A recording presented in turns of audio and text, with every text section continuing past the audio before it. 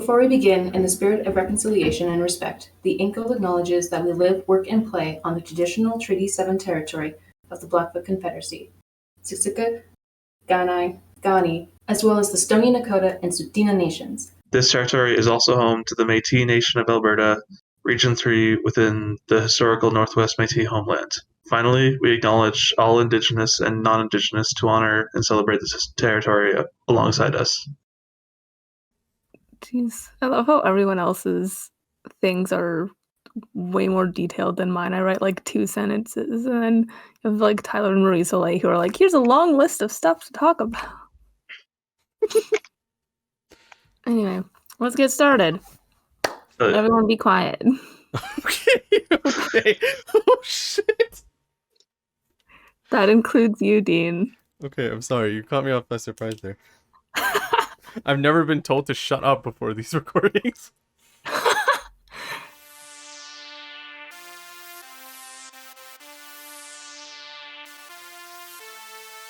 Hello, everybody. Hello. Hello. Hi. Hey there. Bonjour. My name is Dean, and welcome back to the InkGuild podcast.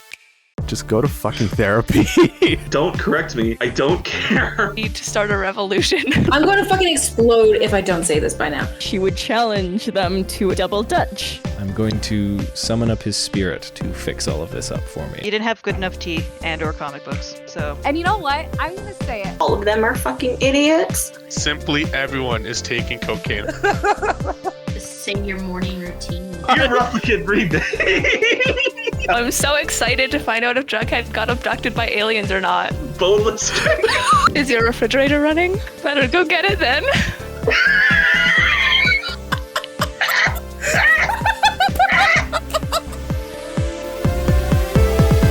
Hello, everybody.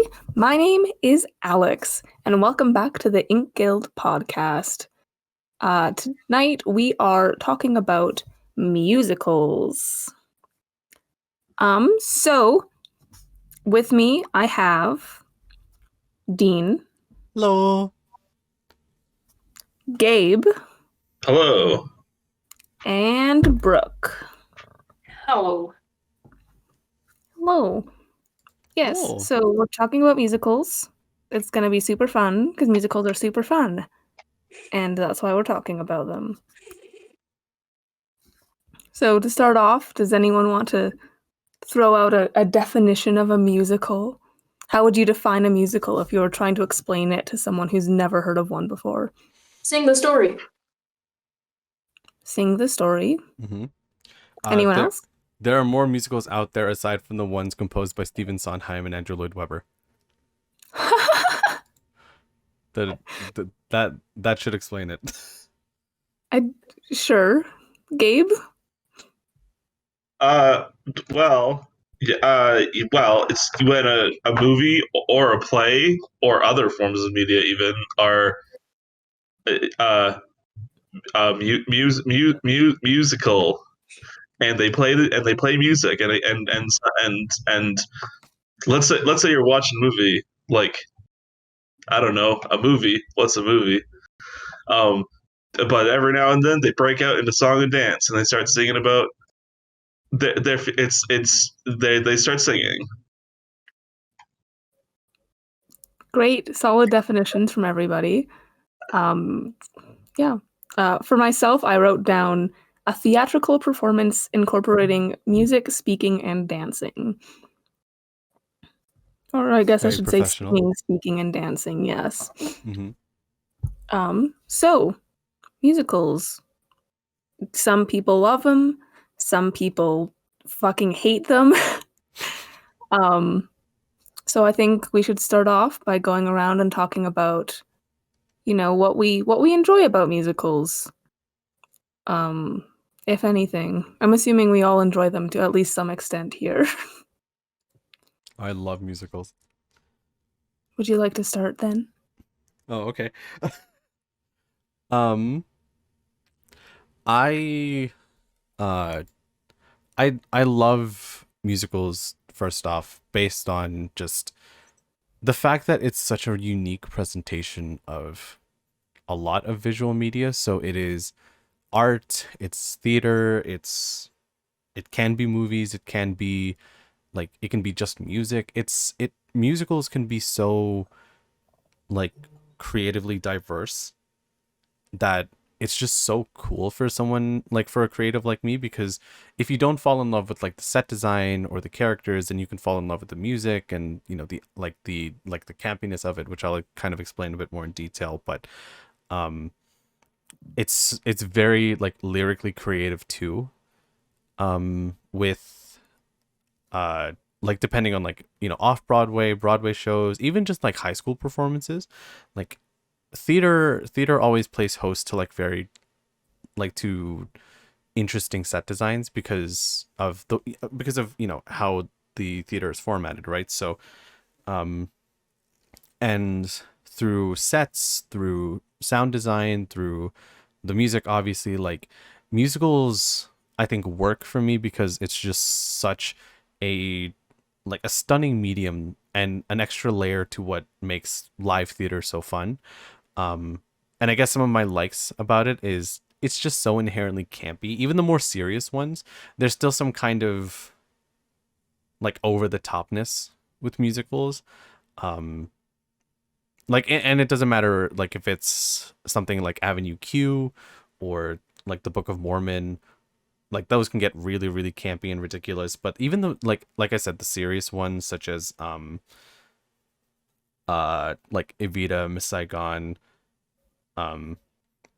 like those ones have very heavy subject matter, but they still find a way to have fun and kind of engage the audience through like really beautiful songs. Set design, obviously, the music. A lot of musicals that I really like are like pop rock and try leaning a bit more into like a rock opera kind of thing. It's just so inherently like interesting to see just how musicals play into that. Musicals has some very outlandish characters and stories. I can't wait to talk about like some of my favorite musical stories as we kind of go on. But yeah, just musicals are awesome. Yeah, I think musicals have like a lot of very different elements that like I feel like a musical has something for pretty much everyone. Like if you like music, then there's that. If you like dancing, if you like acting, if you like costume and set design, if you like the stories, like there's so much about them that's like really exciting. Yeah. And No, I would agree with everything you've said. I think there's just so much about them that is super fun. And they're so varied. Like I think musical theater tends to get a very specific stereotype about it, where people are like, oh, they're all like this. But they're not actually. There's a lot of different musicals and there's a lot of different styles of musicals. And I think that's something not a lot of people who aren't like in that scene realize. Yeah, when you think of musical theater, like you kind of imagine what some of the biggest or some of the bigger Broadway musicals out there. So like Phantom of the Opera, Wicked, like Miss Saigon, Jesus Christ Superstar, Into the Woods, like all the big like Stephen Sondheim and Andrew Lloyd Webber ones. And not without good reason, because all of those are fantastic, but musical theater and musicals in general are like they share a lot of similarities, but as stories they can be pretty much for everyone, Alex, like you said. Like a lot of cherished Disney animated movies from childhood, those are musicals. Like Lion King is a musical, like Aladdin's a musical. A lot of those ones have musical numbers and we all think back on it fondly. And especially nowadays with like Netflix, Hulu, like streaming services in general, there's access to more musical content than ever. So yeah, musical theater is one thing, but musicals as a whole is so fun to explore. And we're going to come back to that after we hear from Brooke and Gabe about what they like about musicals. I like songs. It's just musicals are a little bit more memorable for me just because I I can get songs stuck in my head really easily, but that can be annoying. Like when I first watch a musical, because it's like I don't know the songs well enough yet to have them playing accurately in my head. So it'll be like one line of each song that I maybe remember, or a small tune, like 3 notes of a tune that just get stuck in my head and repeat. I'm like, fuck this. But then once you know them, you know an entire movie front to back, and you can basically be part of it. Mm-hmm. Yeah, musicals have some of the most iconic lines, I think, for me growing up. Like, even for musicals that I haven't seen, and we were talking about this a little bit earlier, but Cell Block Tango from Chicago, he had it coming, he had it coming. Like, it gets stuck in your head once you listen to it. That song's such a jam. Yeah, from Evita, like Don't Cry for Me, Argentina is their most popular song. And one of my favorite songs out there, I think, is from a musical, Send in the Clowns. It's a really nice ballad, just beautifully sung. The Judy Collins one that I'm speaking about, and it's so nice. Like, whether it's the songs themselves or the choreography, yeah, I agree with Brooke. Like, it's just so catchy. So memorable. It's good to be a fan of musicals because Wally watched musicals. That's reason enough for me. Do you have any ones, Brooke, that are like stuck in your head right now? Well, fucking since I've been preparing for this musical, I've had all of the music from Into the Woods stuck in my head, so that's nice. Mm-hmm. That one's a pretty constant one. Every now and then, I'll get something like some Heather songs or something from Hamilton. Annie. Annie. The rats. Is that called the rat song? What song? When the foster mom is complaining about the girls. Little Girls? Oh, it's called Little Girl. Yeah. Dumbass. And of course, music from Phantom of the Opera. I get Music of the Night, Phantom of the Opera, and Masquerade stuck on my head all the time. It's not all the time. Yeah, just they're very catchy. Yeah. Like just the iconic chorus from Phantom. Dun dun dun dun dun dun dun dun dun. Amazing. Gabe. Yeah. What do you like about musicals? I like it when they sing. That's what. Sorry. Yeah. No. I like. I'm trying to think of something unique to say. Y'all pretty much covered all of the bases there. I love me some singing. You know what I love is dance choreography and like dance numbers. I love seeing like, especially like the big production musicals when like that you'll just I don't see a lot of musical plays, but like in movies and stuff when they have like a big musical number and there's just a billion actors rushing into the wherever to do some dances and there's so much choreography happening, and then you have animated musicals where you have like these super fucking elaborate like song sequences. Yeah. Be Our Guest comes to mind. Oh yeah, Be Our Guest. Or Friend Like Me. Mm-hmm. Yeah, you just have these gorgeous musical number sequences with lots of stuff that's good, and it makes the brain juice good.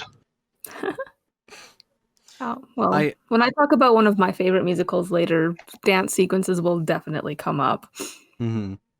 On dance sequences, I just wanted to acknowledge, without fail, a lot of musicals that I've seen somehow include tap dancing, and I just love that. I love it. I fucking love that. As a tap dancer, I don't want to reveal all of our thoughts yet on La La Land yet, but just the tap dancing in La La Land, wonderful. I like that. Actually surprisingly good. A lot of times in musicals when the actors don't know how to tap dance, you can tell. But they did pretty good in that one. I will give them that. So, Dean, earlier you brought up different mediums or media for musicals to be in. Obviously, you have the classic stage musical. We talked about Disney animated or just animated musicals in general. Disney is well known for them, but they're not the only ones that do them. And then you've got, I guess, live action films. Then you've got, the latest trend of CGI live action films. I didn't realize we were already going to talk about that one so soon. Are we going to or no? The other one that comes to mind, though, is the Lion King remake. Oh no. No. Which I haven't actually seen, but it's so boring. It's so boring. Oh, what's funny? I was thinking about this earlier when I was thinking about the remakes for Disney. I realized that all of them get rid of the music aspect of it. They don't have the singing except for Lion King, and that was the one that people saw the least. Well, other than Aladdin. Aladdin is the only one that comes to mind as well. Mm-hmm. But Lion King is the least seen. Whenever people talk about the live actions, everyone's like, "Oh yeah, I didn't even watch the Lion King. I just know it's bad." I mean, it looks real bad. It's bad. Yeah, it's real bad. It's bad, and the thing is, with such a wonderfully diverse cast of actors and singers, it somehow is still incredibly boring. And if you're gonna watch The Lion King, just watch the Broadway version. Yeah. It's very good. But to kind of talk more a little bit about mediums, that's what makes musicals just so interesting, because throughout, no matter what you kind of no matter which way you tell you share a musical, the same kind of story or the same structure can be easily applied to live action or live theater or in animation. You're always going to have an I Want song. You're going to have these big group numbers, a very awesome intro song. And I'll talk more about that later, but just, if you're seeing a musical no matter what you're seeing as soon as that opening number hits. And I love that. I love that regardless of medium, musicals are just so, universal, I think. Okay, but one thing I want to talk about is, do you think there are better mediums for musicals than other mediums? Because I've seen a lot of people argue that live action film is not the best medium for a musical. And so I kind of want to get your guys' opinions on that. Ooh. People other than Dean are also allowed to speak, by the way. Yeah. You know what? Yeah, I'll just speak later. I mean, a lot of live action musicals don't really come to mind. I think it really depends on the musical. I'm trying to think of some live action musicals. I'm all that can come to mind is the really bad ones. Cats. Do we count that as a live action? Cats? I don't. No, I know, but I feel like that's because there haven't been a lot of them recently. There's La La Land. Sweeney Todd. Tick Tick Boom. Sweeney Todd. That's not super recent though. Yeah. Tick Tick Boom was last year. Oh, is that the Lin-Manuel Miranda one? Or was that a different one? That's Andrew Garfield. The Lin-Manuel Miranda one is In the Heights. Yeah. Oh, right. Okay. That's what I mean, was. Never mind. Tick Tick Boom was directed by Lin-Manuel Miranda. Oh. Of course it was. Yeah. I feel like he's involved in everything these days. Yeah, so I feel like there haven't been a lot of live action musicals recently, and the ones that are tend to be Disney remakes or whatever Cats was. if they're known, if people talk about them, if they're otherwise the rest of them tend to be kind of swept under the rug. And so it's more theater musicals and animated musicals that have been getting a lot of attention recently, which I think is really interesting. As you know, Disney keeps releasing more. There's been a few non-Disney animated ones I've seen talked about as well. And then of course you always hear about the latest hits on stage. I think one of them. It's been a while since I've kept up with musical theater, but really the last one that was fresh and like exciting and original was Hamilton. That was the last one that like blew up. Yeah, and that was what, 2016? Yeah, 2016. And I think that's the thing. I think that's the thing when it comes to like to answer your question, Alex, about which medium we prefer for that. I think film is maybe my kind of preference for it, because to acknowledge some of the more obvious things, like you can portray like human, like you can better show emotion through the use of cameras, and you can also be quieter. You can have like very sensitive moments play out a bit more, and I can elaborate on that when I get onto my case studies, but just I think when it comes to musical theater, it really has to be it really has to be like a fresh original, well, not like wholly original, but just like it has to be a really fresh idea for it to make it big on stage. And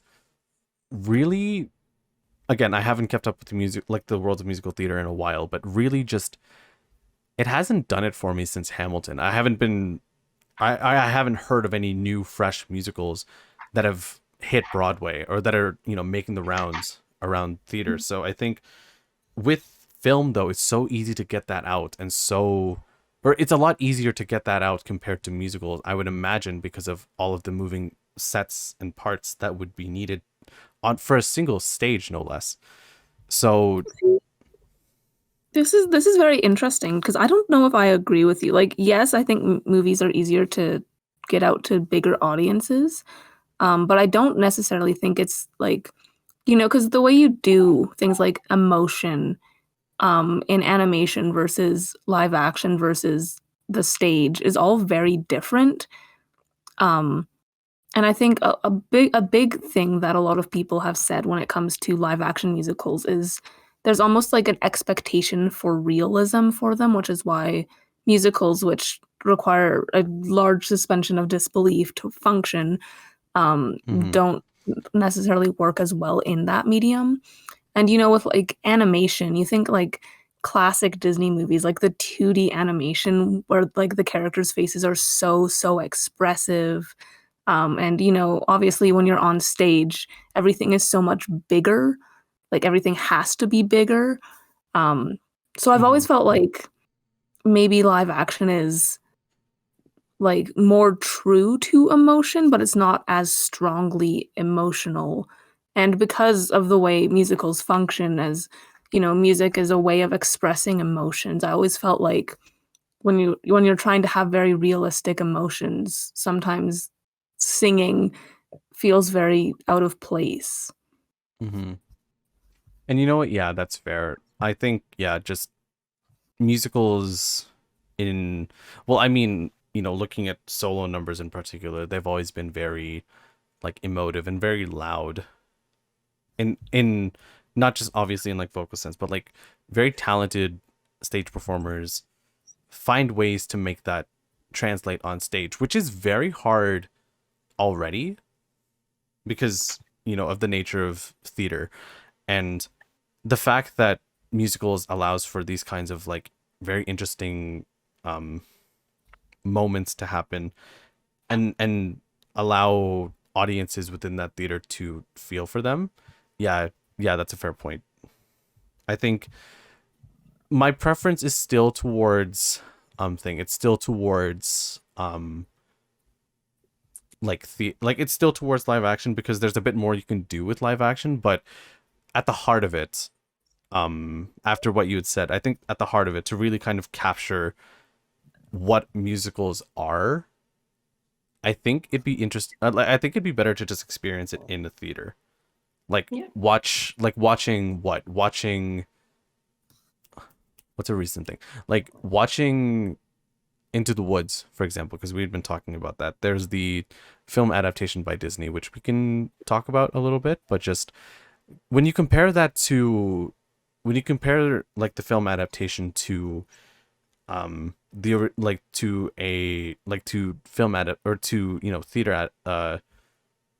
to theater productions, and specifically one from 1991 that I'm thinking of that is found on YouTube.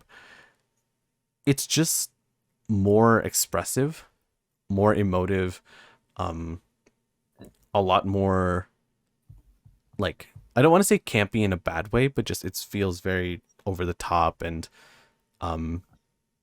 conveys that kind of and fun. Yeah. Like it's just thing. It's supposed to be like, it shows a lot of fun. Yeah. So,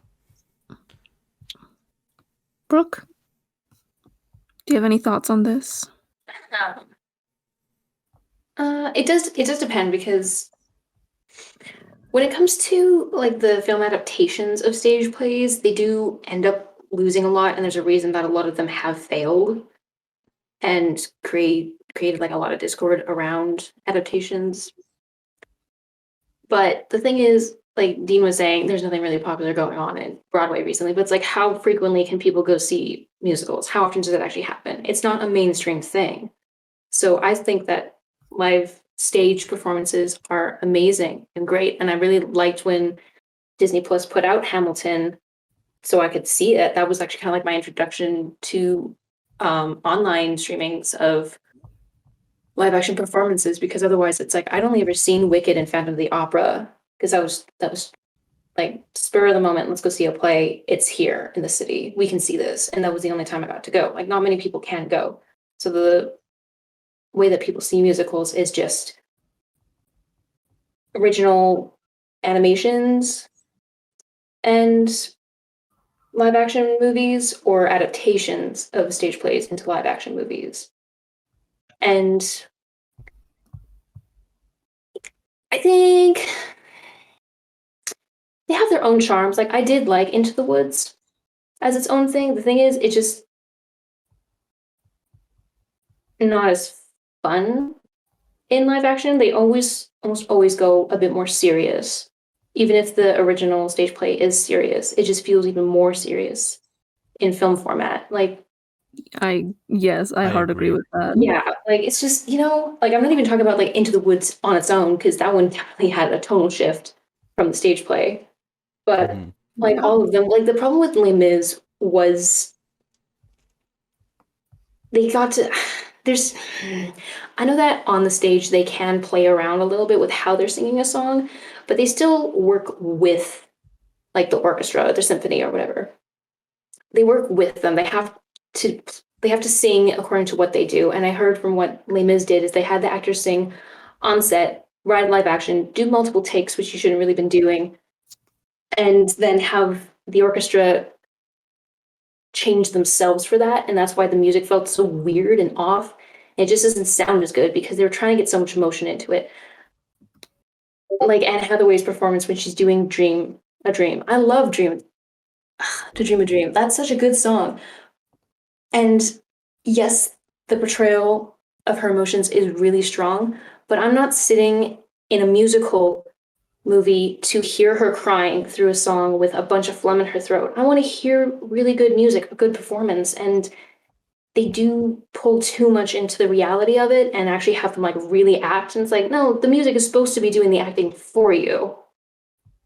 I think a lot of live action adaptations tend to forget that musicals are supposed to, one, be musically competent, and two, are supposed to be fun. Even the most serious musicals like tend to be fun on some level, and I feel like a lot of live action adaptations especially tend to forget that. And I think that's kind of what I meant by like a lot of like film. With film, there's like this expectation of like seriousness, that isn't necessarily there in the theater or in animation. Yeah. Also, if you want to hear more about why the music in Les Mis is bad, check out the video "Why the Music in Les Mis is Worse Than You Thought" by Sideways on YouTube. Excellent video that goes very in depth about it. All of Sideways' videos are very good. Like, Sideways is also amazing. Subscribe to Sideways. I think like I won't try to take up too much time with this, but I think with I know, ironic, but just when it comes to Les Mis and Into the Woods, I'm so familiar with it being on stage that it's kind of hard. Like, I think I can't really look at it in any other adaptation. If it's rooted and has started on Broadway or started like on stage, there's just a lot of love and attention that it gets on stage that you kind of lose in like an adaptation. And I mean, that's naturally goes with adaptation anyway, but just with a musical specifically, yeah, you guys are right. Like the emotion is in the heart of the song, and sometimes they kind of focus too much on the acting and the visuals of it, that you kind of lose that. And Les Mis is a good example, because in Do You Hear the People Sing, you have these weird, like, you have these unnecessary kind of like askewed angles on some of them, which is interesting. That was a choice, and it kind of distracted me a little bit from what the entire message of the song was. It's like, fuck yeah, French people are finally revolting. Wait, why is the camera tilted like that?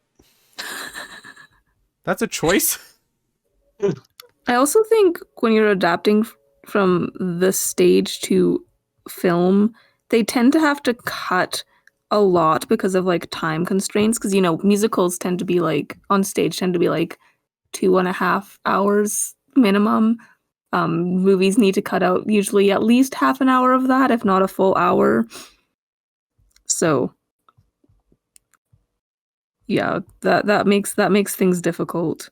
But Gabe, do you have thoughts about this? I mean, I think my thoughts are pretty much like right with you guys. I feel like animation is definitely like, if you're gonna adapt a musical to like a movie, an animated musical is definitely better, because you can just get so much more out of it visually, and like you know, have all the colors and stuff, and the voices and stuff, and like the songs and the beats be popping. And then like with live action, I think there's definitely there's a problem where like you have live action. I think like you pretty much hit the nail on the head. Live action, there's like an expectation to be super duper serious, and like it kind of ruins the vibe. Cool. So we've touched a bit on things we like about musicals. We've touched a bit on, you know, different adaptations. Do we want to talk about anything we dislike about musicals? If we can think of any. I'll go last because I have something I want to rant about. Sure. Gabe, do you want to start? No, I want to hear Dean go off. I think Dean's going last. Oh, okay. I don't really know if I dislike anything about musicals. I don't know, like, not inherently, at least. You know, I think there've been some musicals where I think the problem that can happen with with some musicals is that there's a certain point where it's like where I'm like okay, we're third act songs can be an issue for me pacing wise, because usually it's like I think the biggest one that comes to mind is the Rock People song from Frozen. I don't even remember what it's called. You know the one I'm talking Fixer Upper? Huh? Is it that opening Fixer one? Upper? No. Like the No, one. that's the wrong one. I'm sorry. Fixer Upper, when they're when they're trying to hook Anna and Kristoff up, right? Fixer Uppers. And I'm just sitting there like, okay, we're like, didn't we just establish she's gonna die? This is a time bomb here. We don't, I'm like, I think I love animated musicals that have a lot of plot and action and shit happening in them too, because that can be fucking great. But usually there's a point in the musical where we have determined that the plot has now gotten way too serious and way too like high stakes, and now the musicals feel out of place. And also, Fixer Upper is awful. It's real. I don't think anyone likes that song, to be fair, or that scene. I do. You do? You like Fixer Upper? Yeah.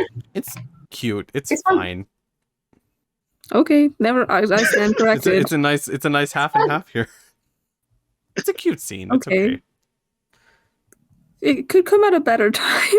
That's my thing. The timing is really weird. I think and I don't know if that's the problem I have with all musicals, because all musicals don't necessarily have the problem, but that is like the song quota that it seems like some musicals feel like they need to have. I feel like there's some musicals where I watch them and there's just musical numbers that would feel like inappropriate times, because it feels like they was like, oh, well, we need to hit a song cap, or this isn't a real musical, quote unquote. The thing is, if you actually pull up the Frozen soundtrack, hold on, I'm doing that real fast. There's quite a few songs. There's a lot of songs in it, but how many of them are actually memorable? Who remembers Frozen Heart? I do. Or In Summer? I do. Or The Reindeers Are Better Than People? In Summer is actually one of the more memorable ones, actually. I thought In Summer was one of the ones that people picked up on. Yeah. Oh, I don't like In Summer at all. I guess that's an unpopular opinion. But I mean, the songs that people remember from that movie are Let It Go, Love is an Open Door, Do You Want to Build a Snowman, For the First Time in Forever.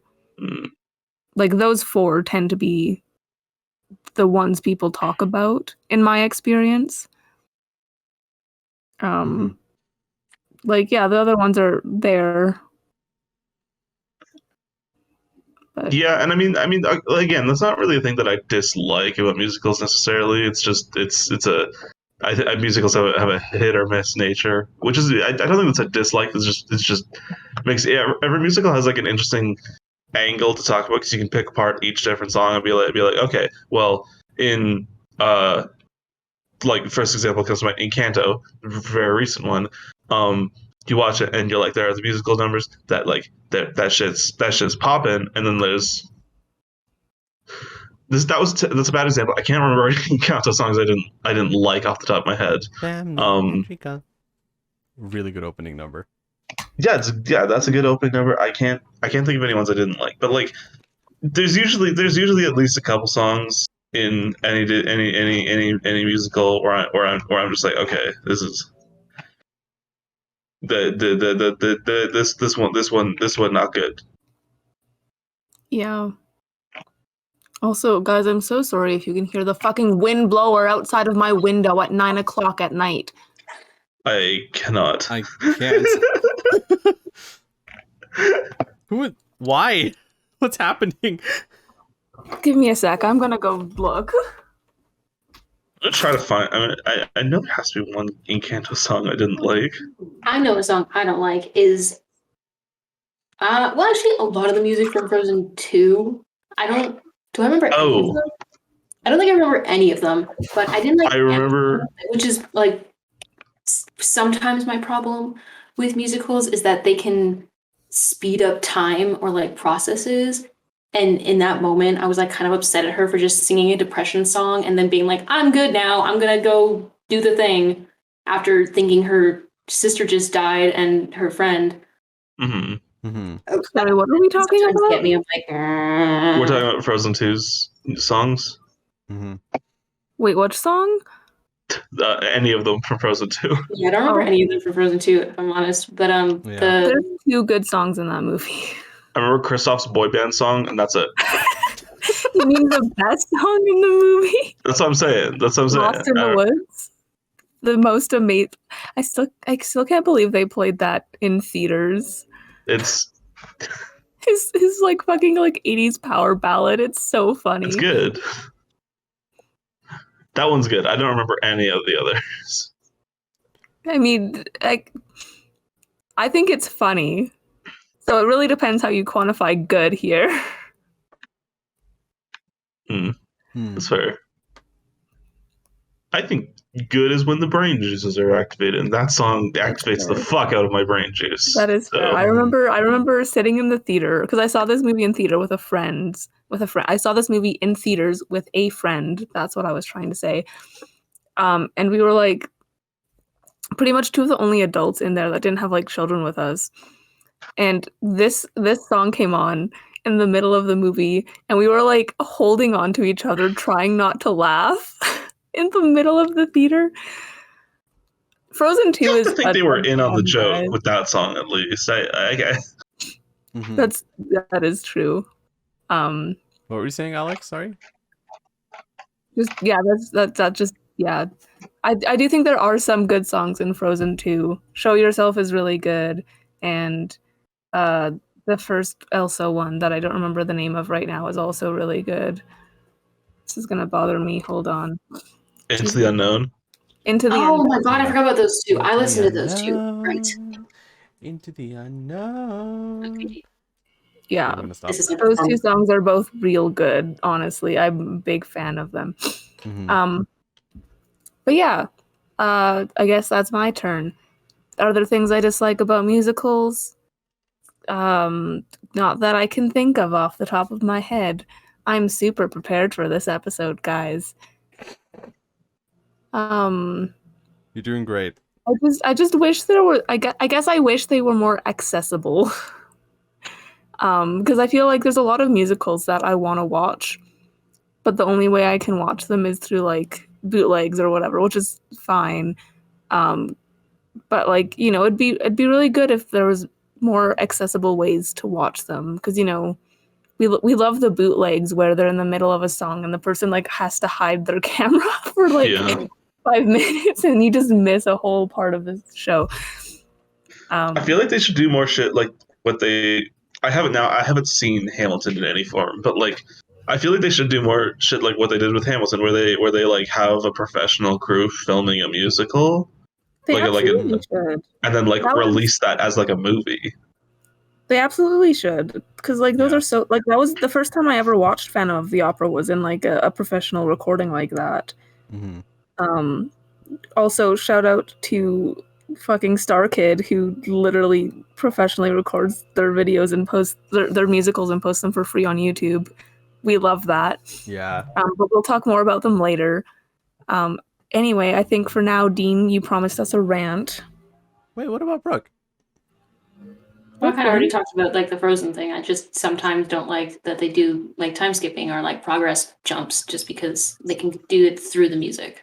But like not always, because like obviously Hakuna Matata does technically do that. It time skips Simba's growth, but in Anna's case, it was like a minute of her grieving before she's like, never mind.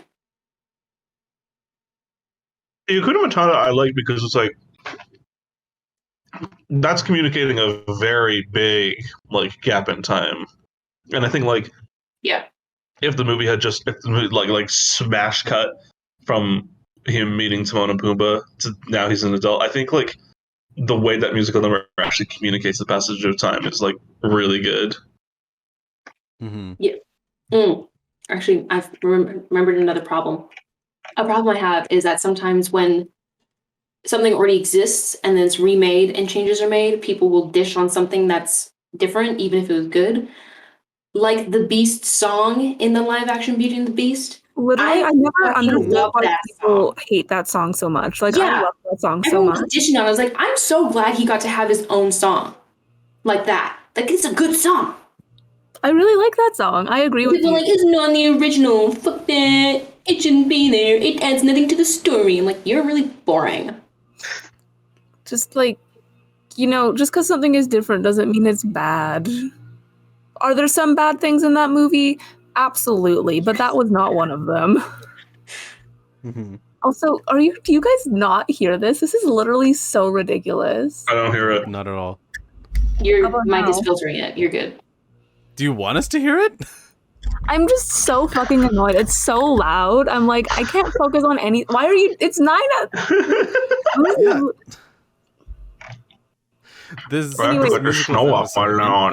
This musicals episode brought to you by a random windblower. There's too much snow on my lawn. It's 9 p.m. I have to get it off. I have to get it out of here. It's getting louder. Anyway, Dean, go ahead and rant. I'm gonna mute until this is gone, until you're done.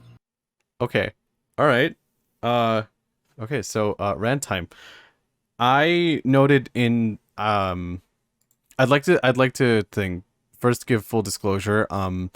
I have only been in school productions, and so I don't have much professional experience out of this, but because I am well versed enough with enough musical theater to kind of speak on this, I noted down in one of my dislikes for in my dislikes for tonight's episode, I called it the Broadway brass ring. And I say that because there are a lot of there are a lot of really interesting musicals out there that I've personally been a part of that haven't had a good run or maybe a big successful run on Broadway, which is supposed to be like the brass ring. We all know what that expression is. And that's so upsetting because a lot of what musical theater is, and this is maybe more of just a critique of musical theater, but I can expand on that in other examples. But in musical theater, you like some of the most famous names in musical theater: Stephen Sondheim, Andrew Lloyd Webber, Jonathan Larson. They are fundamentally what defines musical theater, but it's also what causes like a lot of favoritism and gatekeeping. Like if you love like an Andrew Lloyd Webber musical, awesome. Do you love all of them? Probably not. Like you have a few select favorites. You'll always go to like Jesus Christ Superstar or Evita and not really ever explore you won't ever really explore some of the other ones in his catalog. Like if I just need to do a quick Google search on my phone, but there was a musical that I did there was an Andrew Lloyd Webber musical that I did in high school, based off of a relatively unknown musical in Andrew Lloyd Webber's catalog, The Woman in White. It is a adaptation of the short story The Woman in White, and it is haunting. It's beautiful. There are some it's mainly like a rock musical, and throughout it has some really lovely solos, a really fun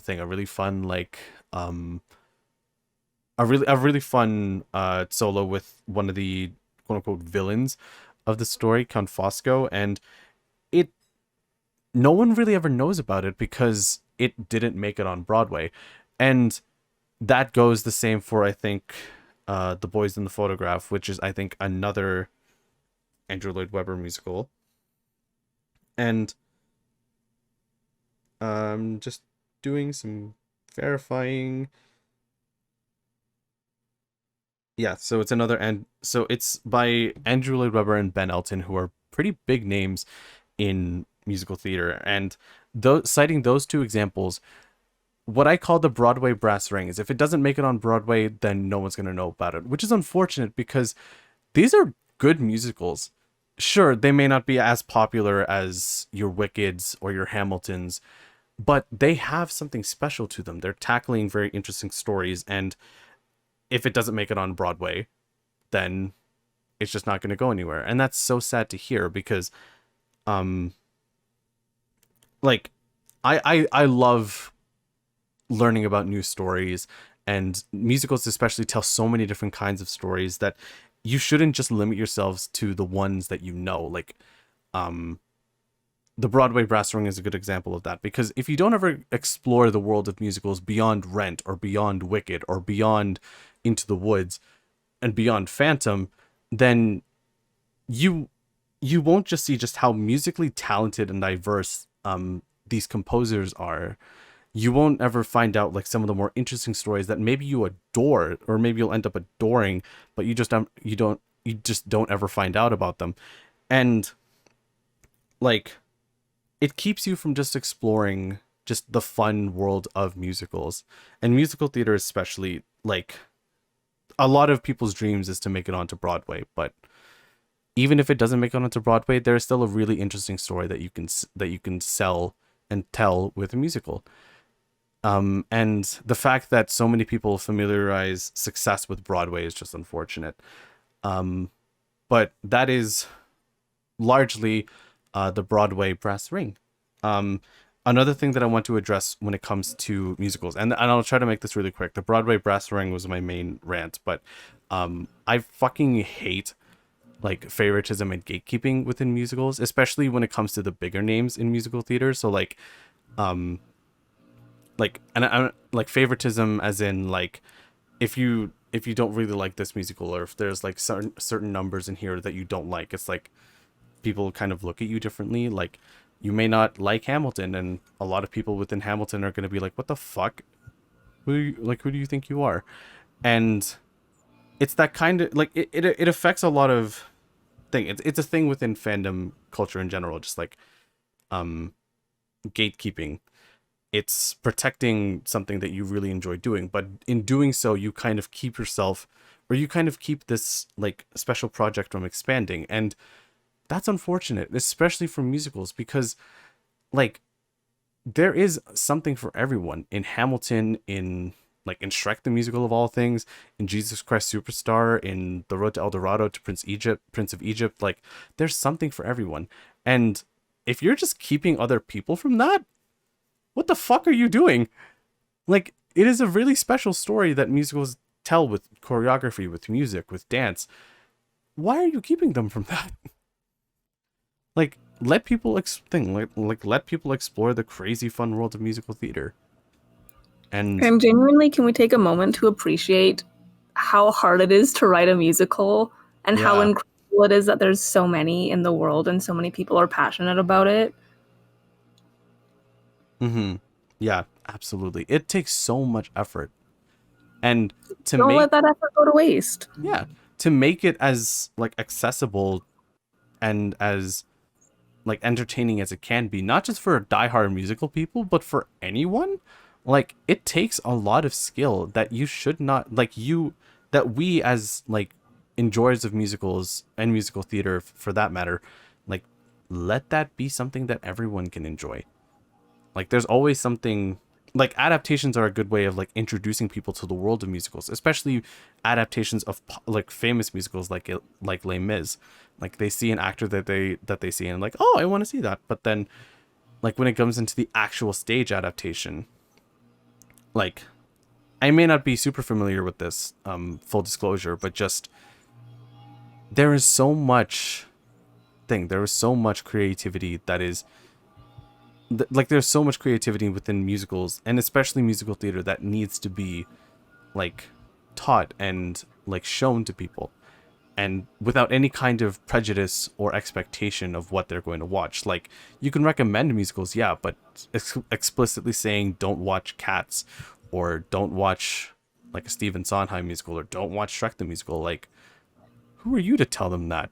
It could be extremely problematic, yeah, but that aside, well, not really that aside, I don't want to just push that, I don't want to just put that to the corner, but just like let people explore like this medium that allows, or that has something for everyone. Basically, that's what I'm trying to say. Well put. Well, with that all said and done, what do you guys say we get started on some case studies? Hell yeah. Let's do it. Cool. So I guess I will start, and I'm going to start by talking about one of my all-time favorite movies and musicals, Mary Poppins. So Mary Poppins was released in 1964. It is a Disney movie, live-action musical, ironically, after everything that I said earlier. That was based on a series of books by I don't remember who. Let me check that so we can give proper credit where it's due. P.L. Travers. Yeah. Mary Poppins. I've seen the movie version literally so many times, it's not even funny. I did also watch the sequel that came out, I want to say like 4 years ago now. It was fine. And I've also seen Mary Poppins on stage, actually, quite a long time ago. I still have all my collectibles from it. It was a very fun time. So I guess a brief plot summary for anyone who doesn't know. Mary Poppins is about these two children, Jane and Michael, who have a kind of bad relationship with their father, George Banks. And one day, this woman named Mary Poppins shows up, takes over as a nanny in their house, shows them the magic of the world, and helps them rebuild their relationship with their father, or rather helps him rebuild his relationship with his children. It's a very fun and heartfelt movie. I always cry by the time we get to the last song. I think the music is really, really good. Most of it, all of it's really good. I'll just say that. And I think the characters are really strong. Like you have these two children who are adorable. And then you have this like strong woman who's there to, help people in the way that she does best.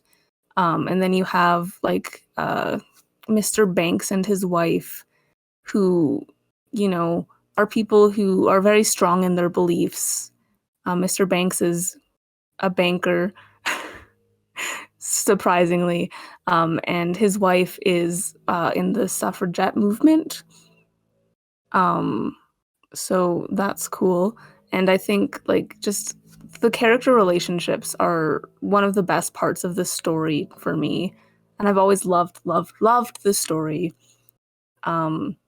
If we want to talk about choreography, Step in Time is one of the best like choreographed sequences I've ever seen in a movie musical. It's so fun. There's so many people on stage or like on screen, like running around dancing, like up on the rooftops and stuff. It's so fun. All the songs are so fun. And I feel like there's like a lot that not only the characters in the story learn, but also like in the audience, I feel like there's a lot you can learn from it. Yeah, I don't know. Mary Poppins. I love it. It's been such a long time since I've seen Mary Poppins, but I will always attribute like Mary Poppins to basically singing to me the best word that I've ever fucking seen. Supercalifragilisticexpialidocious. Amazing. You were close. Oh, did I fuck it up? No, shit. How's it go? Supercalifragilisticexpialidocious. Fuck. Oh no, I need to refresh myself on Mary Poppins now. The Julie Andrews version. I don't think I want to see the thing. I don't think I want to see the Emily Blunt one. Mary Poppins Returns is fine. Like it's not bad. It's just like it felt very much like they were just tapping into the nostalgia. Like I literally remember watching it and going like, okay, this song replaces this song in the original one, and this beat replaces this beat in the original. Like I could count like beat for beat where everything happened. And then they had the audacity to add like a villain. Anyway. What? Wait. Really? Yeah, there's like a villain in the movie that they have to like defeat. Okay. I don't remember, like I watched it when I was in theater, so I don't remember it super well, but yeah, there was like a villain, and I remember being really annoyed about that because I was like, it doesn't need a villain. Like, yes, we all love villain songs, but Mary Poppins doesn't need one. The villain is the family, the friends we made along the way. Yeah. Oh, yeah, wow, no, Julie Andrews' performance is amazing. I mean, she's great in general, but yeah, just in that movie in particular, I just love everything about it. Mm-hmm. There's not a single thing I would change, I don't think. There's also tap dancing in it, so that's fun. As it always is in musicals. Listen, it's good. We love that. I love that. Mm-hmm. That's what makes Happy Feet one of my favorite movies. Not like, top 20, obviously, but just it's fun. Just a tap dancing penguin. And environmentalism. Oh my god. I mean, there's tap dancing and penguins and Mary Poppins if you want to watch something better. But yeah, no, it's like, it is a fun movie because, you have the whole sequence where they go into jump into the chalk drawing, and then you have like the Jolly Holiday sequence, which has the tap dancing penguins. Then you get to Supercalifragilisticexpialidocious, which, like, that song is so iconic. Mm-hmm. Honestly. Yeah. Like, I think all this music in that musical is iconic, but like that song in particular, I feel like everyone knows at least of it. Mm-hmm. Yeah. Yeah, it's been a long time since I've seen Mary Poppins, like I said. But just when I think of Mary Poppins, I always think just like, if you ever wanted to see like a nice slice of life musical, Mary Poppins. Yeah. So yeah, that's my favorite musical, Mary Poppins. I think it's brilliant. I'm gonna force all of you to watch it sometime next time we hang out.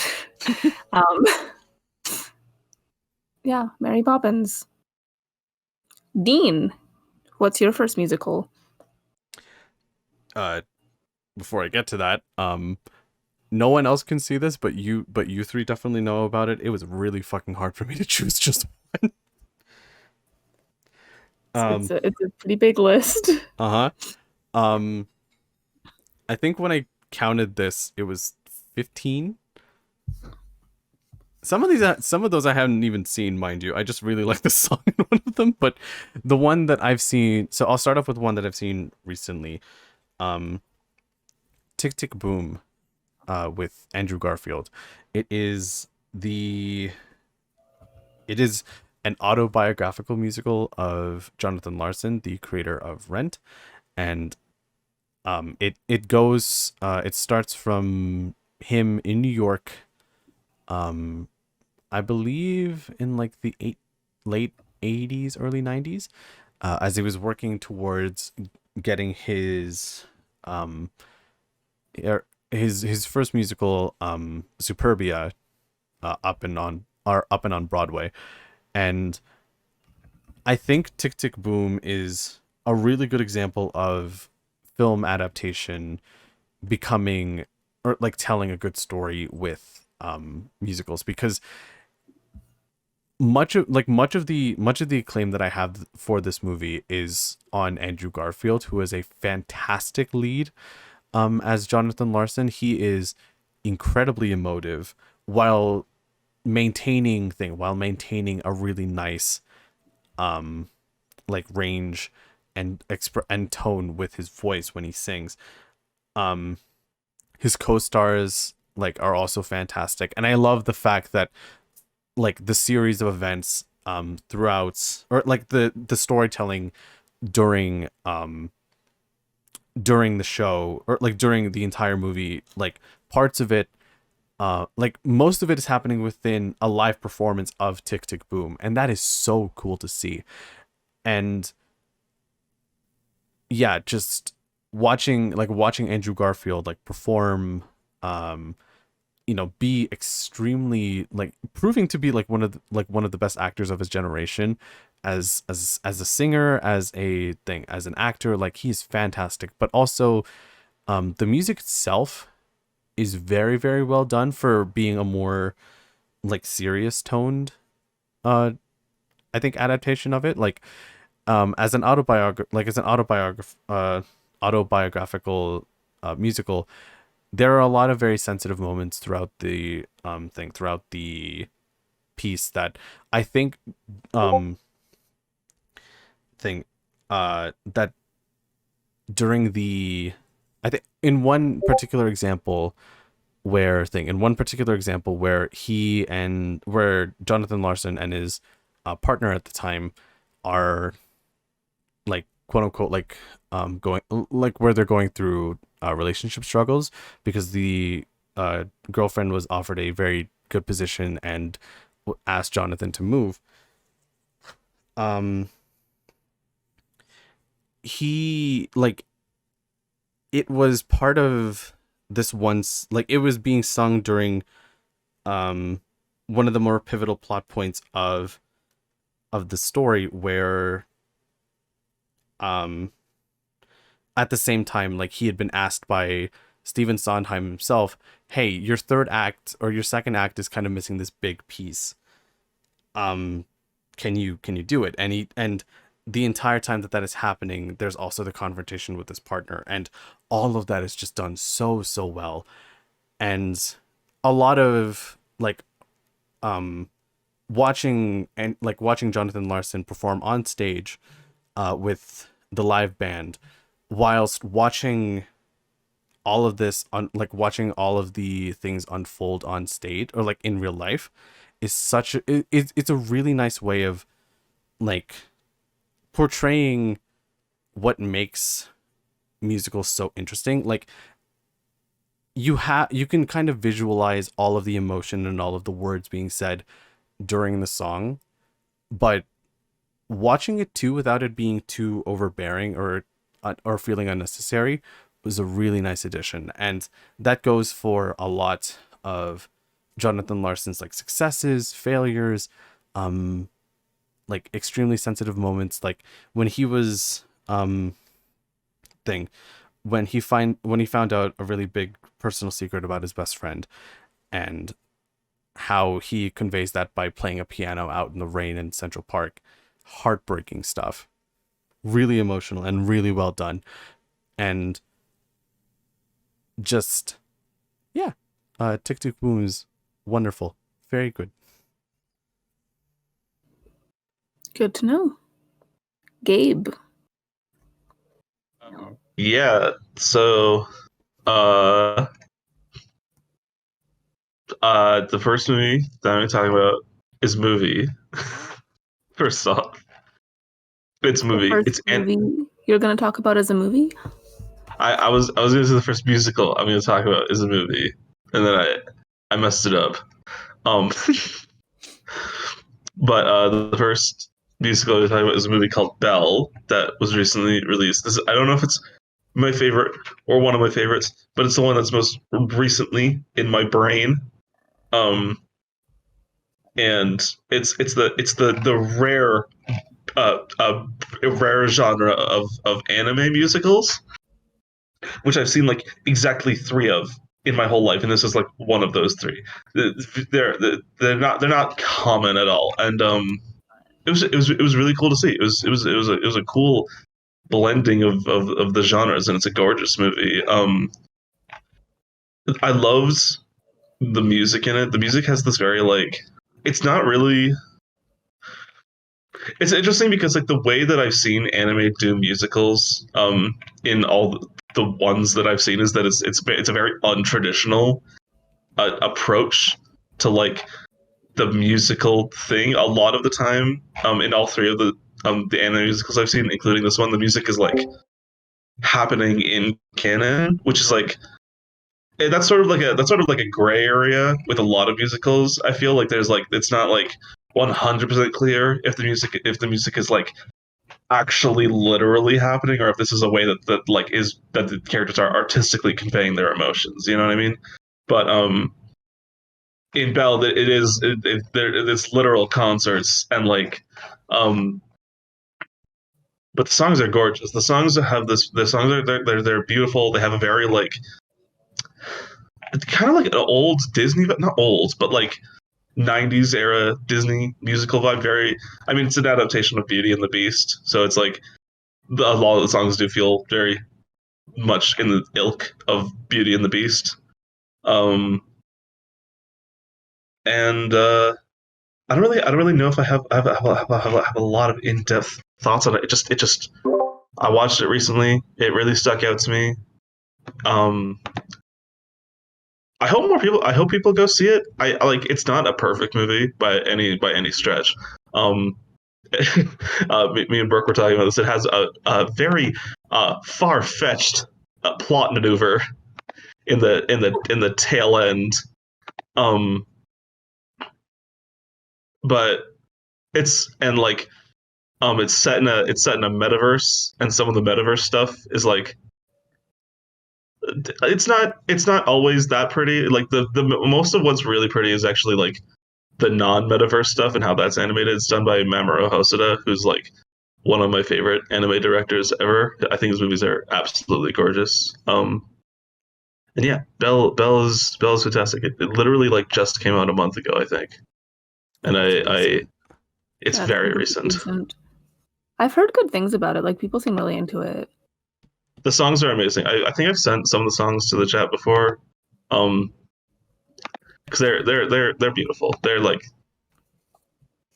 it's very oh yes, this is actually something I want to talk about. I totally forgot about it. So as you can probably imagine, this is a Japanese movie, so the songs are in Japanese. But in the English dub, they dubbed over the songs, which might sound like a catastrophic faux pas. This is actually something I really like about this movie, though, is that it's clear that they put an insane amount of effort into trying to like actually do good English covers of the songs in the movie. If you listen, I think like there's a vocal comparison of the opening song that you can find on YouTube. And like it's crazy how like similar in terms of like vocal frequency that the Japanese singer and the English singer sound.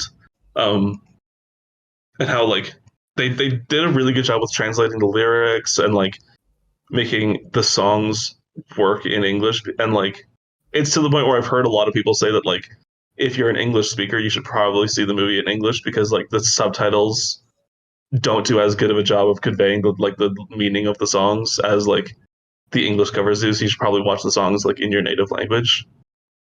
Damn, you don't see that often. That's impressive. It's very impressive. There must be a lot of good faith in it if they're willing to go that, or if they're willing to put in like that much effort into making it so accessible. Mm-hmm. Interesting. I'll see if I can find that comparison and something, because it's like, especially like some of the with some of the lines where like because the video plays them over each other, and like you would think for a song playing two vocal tracks at the same time that would be super annoying, but it's just jarring how much they like line up with each other in terms of like audio and stuff. That's good. Yeah. There's a musical for everyone to add to their watch lists. Mm-hmm. Brooke, what's your first musical? First? Well, the first one you're talking about tonight. Oh, right. Yeah, it's kind of hard for me to pick. What that kind of sticks out in my mind though, as just like such a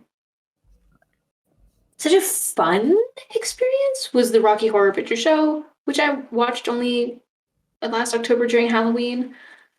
I literally knew nothing about it other than the Time Warp. Like I'd heard the Time Warp before. I feel like everyone knows the Time Warp song, at least, even if you haven't seen that. But that movie absolutely took me through a trip. Like nothing in it was expected for me, and I was just like vibing the entire time. Like none of the songs really stick out other than Time Warp because I already knew it. Oh, well, actually, Sweet Transvestite. That one's something. Mm-hmm. But yeah, I really just enjoyed it. It was unexpected. But it's not like my favorite. It's still really fun. I'll still probably watch it now as like one of my Halloween movies. Briefly, Phantom of the Opera is probably like one of the first stage shows I saw. And then the Gerard Butler movie, that's him, right? Yep, that's Gerard Yeah. Butler, yeah.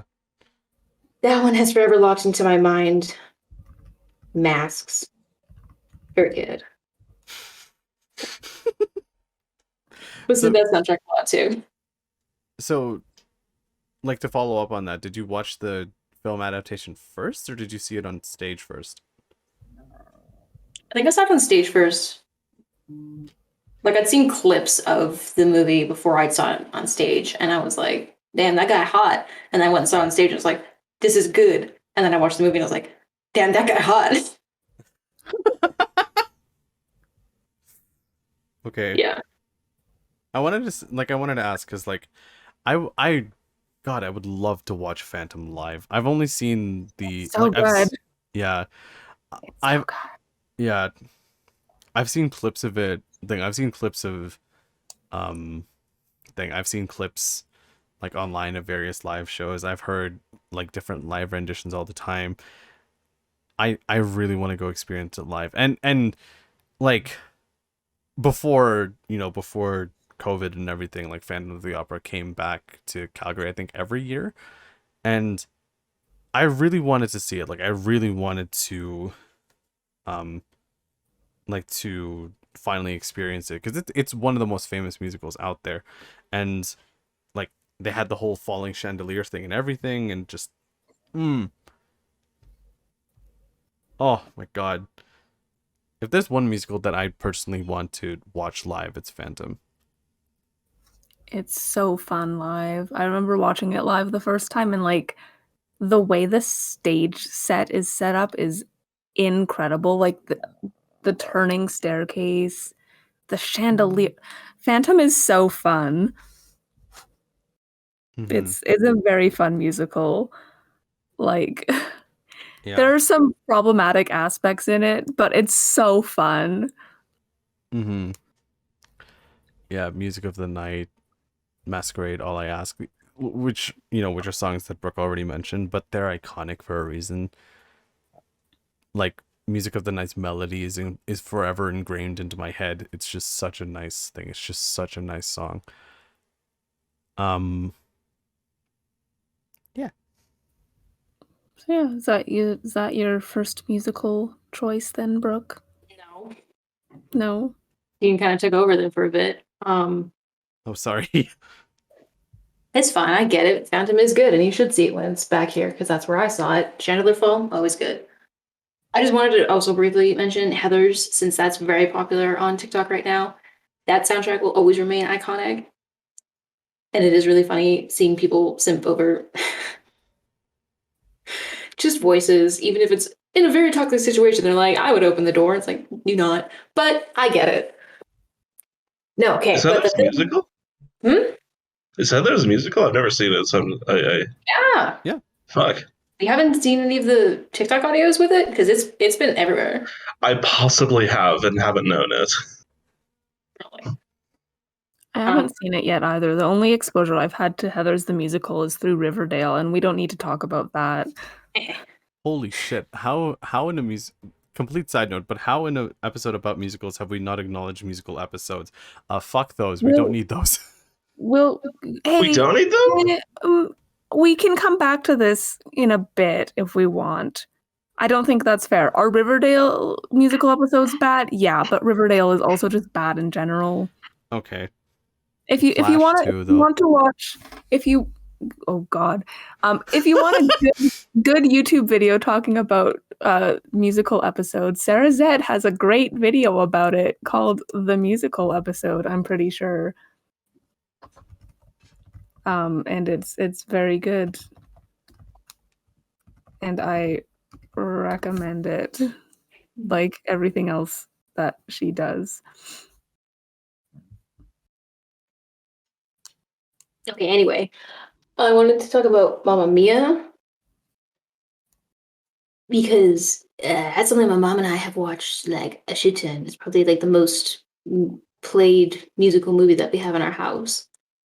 And I just think it's really fun. I like the way that they integrated just ABBA's music into it, and I like the way that people perform it in the song, in the movie, the way that they personalize it and just craft it into the scenes. It's just really fun. Like, Pierce Brosner's not good.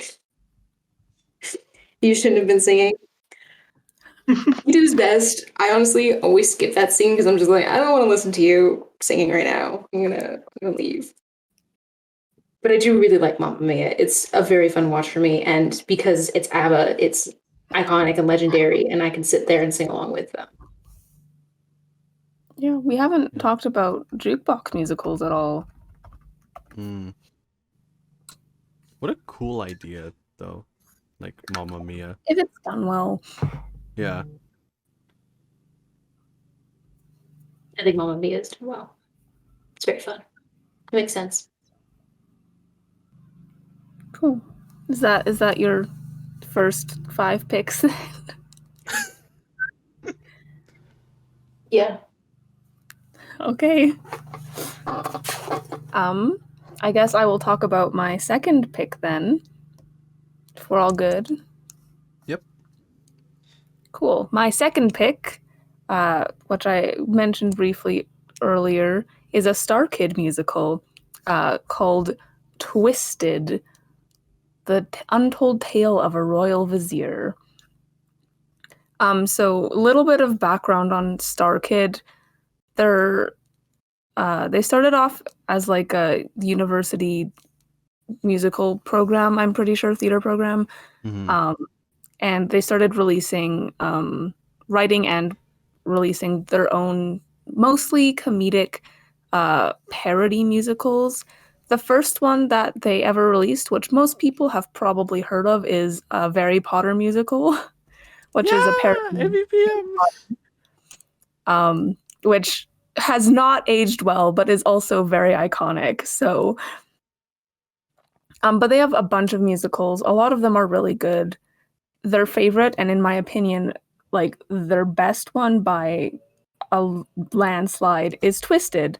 It came out in 2013. It is in the style of Wicked, a retelling of Aladdin, where Jafar is the protagonist and Aladdin is the villain. And it's very good. It's very funny, but also very heartfelt. You kind of get this. How do I want to put this? It's like a retelling and parody of Aladdin, but it's also a parody of like Disney in general. They poke fun at Disney a lot. For example, the deuteragonist, I can never say that word, who replaces Jasmine because they apparently couldn't use her name for some reason. Princess is the princess of the Magic Kingdom. And you're introduced to this neighboring kingdom of Pixar. And it kind of ends with spoilers. It kind of ends with the Magic Kingdom buying Pixar so that they don't go to war with them. So they poke a lot of fun at that kind of stuff. They have a lot of like meta references to like Disney fandom and culture and like jokes. Like, I feel like everyone's heard the like Disney hides subliminal sexual messages in their movies thing. They have a whole song in this musical dedicated to like making fun of that, which is amazing. So it's a very, very funny musical, but it's also like surprisingly heartfelt. And like you get this really good like relationship built up between Jafar and Princess, and just like the way it like culminates is just so beautiful. And by relationship, I do not mean a romantic or sexual relationship, just to be clear, because I realize that could be taken a different way. No, their relationship is very father-daughter. It's very sweet and wholesome. And you can really tell that they really care about each other a lot. The ending is so good. Like the actual love story that is in it, that does not involve Aladdin or Princess, is beautiful. I don't want to spoil it because I actually think everyone should go watch this musical. It's available for free, professionally recorded on YouTube. It's good quality. Please watch this musical. It's so good. It's not appropriate for children. As is this podcast. True. I'm just saying you might hear, oh, Aladdin parody? That's good for... It's not good for children. There's a lot of sex jokes in it. But yeah, that's Twisted. Oh, I love Star Kid. Like, I'm about to admit something. I have not seen Twisted.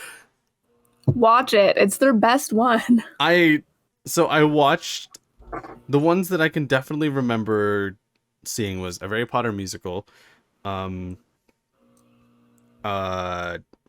It's not a musical, but it is Star Kid, Annie. I remember that fondly. Holy Musical Batman. It's fun. And Annie counts as a musical. It's basically a musical. I don't remember any prominent musical numbers, though. I just remember it being, like, mostly theater. There's a lot of musical numbers in it. Oh, well then, okay. So Annie. And Annie spelled A-N-I, to be clear. It's a Star Wars parody. Yeah. And, I think, like, Trail to Oregon, that was a fun one. I think of my personal favorites among Star Kid, definitely has to be Holy Musical Batman, because that's fun and creative. Like, and that's what, like, I love about Star Kid. They make their own with such iconic properties, and that's so cool to see. Holy Musical Batman is also very, very good. Mm-hmm. The guy who didn't like musicals. The guy who didn't like musicals is also really, really good. Black Friday is fine. I prefer the guy who didn't like musicals a lot more. Oh, I haven't seen that one either, but I heard that was really good too. The guy who didn't like... I'm gonna take a second to actually talk about the guy who didn't like musicals, because it's very fun. It's a horror comedy musical. So it's about this guy. His name is Paul. He hates musicals. One day, I think like a meteor crashes into a theater in the town that he lives in. And the next day, a bunch of people are just like singing. So it turns into this like apocalyptic world where like you get infected with the singing. And like it's so fun because like all of the songs are like villain songs and they're so it's very good. It's very funny. Oh God, Black Friday, awesome. It's Black Friday takes place in like the same world sort of. And like has some of the same characters and some like a lot of references to the guy who didn't like musicals, and it's about it's like they have like a parodied version of the Tickle Me Elmo doll. I don't remember what it's called right now, and I don't know why. Hold on, let me pull this up. Tickle Me Wiggly. There's this Tickle Me Wiggly doll, and everyone wants them. And then it turns into like a weird like horror. There's like eldritch aliens and stuff. Like they had a lot of fun with these musicals. So yeah, Star Kid, they have a lot of good quality content. Highly recommend them. Mm-hmm. That is my second choice. Dean. Give me 1 second. I just need to properly try and find the words that I can for this next one because it's an iconic one. So we talked about it a little bit during the episode, but my second pick is Into the Woods. I can't think of a more iconic musical of the most iconic musicals in modern theater because it's just such an interesting concept of bringing together some of the most famous Grimm's fairy tale stories and essentially doing one fucked up crossover because it's like it has some of the most iconic songs for me, like Giants in the Sky, Agony, the 15-minute prologue number, which is just one long I Want song. The Steps on the Palace is a really nice is really nice. The eventual twist where Happily Ever After ends at the first act, and just the charm and everything that it has for what it is just so, it sounds really cliche to kind of say it, but magnetic. It's just such a thing. It's just such a really good musical. And as kind of like a side note, but it's a fun thing to mention because, you know, I showed her this, but Into the Woods was like my introduction for Mari to get into musicals, and now because of that, unfortunately it was the film adaptation, but I'll expand on that a little bit later. But yeah, like I think Into the Woods is maybe like like a good gateway musical into the world of musical, especially into the world of musical theater, because there is really something for everyone because of the diverse cast. Specifically, like you have in its characters, you have like you have 2 young children, you have Cinderella's stories. So I think she's in like her 20s or something, like her like late teens, early 20s, maybe in her teens.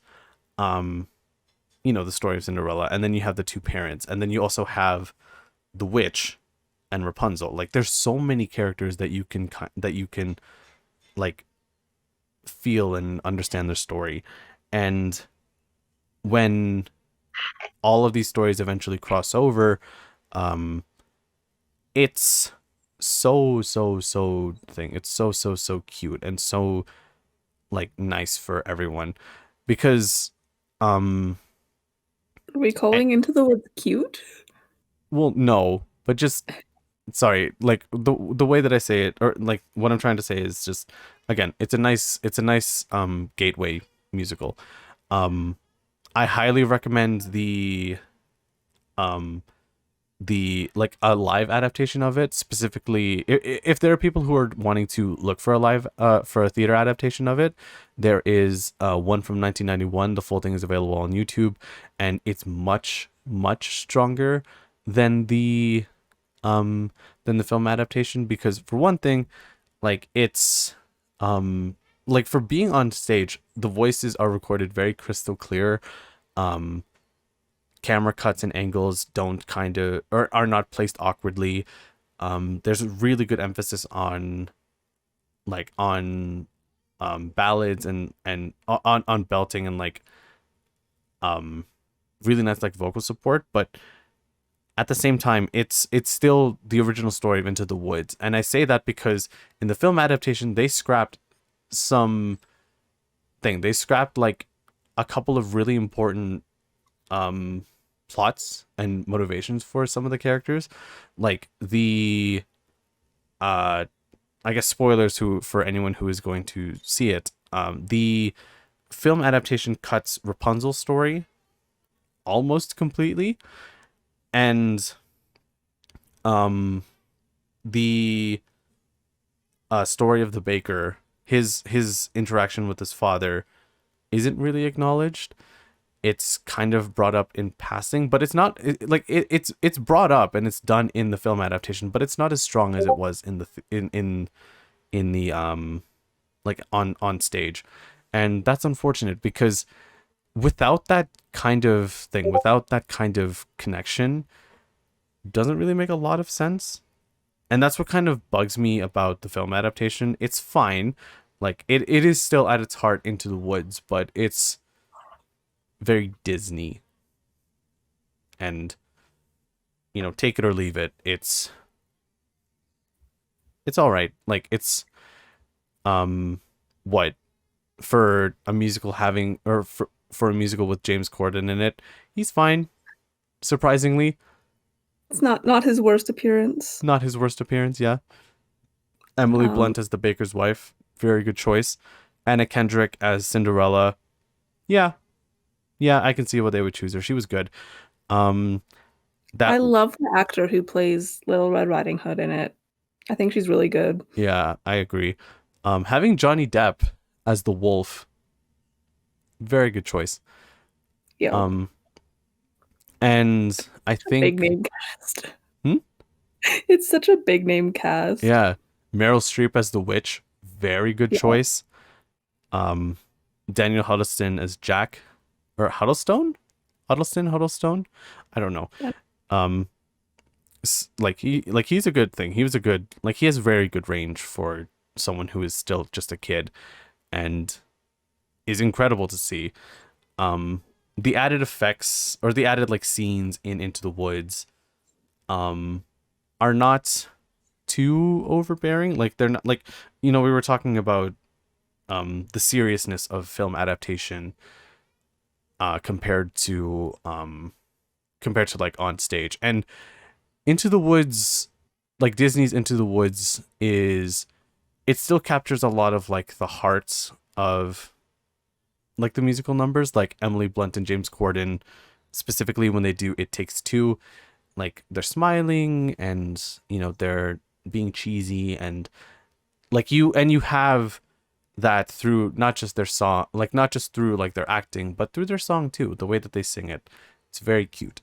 Daniel Huddlestone specifically in Giants in the Sky, like his excitement and his facial expressions really help complement the wonder that is that song.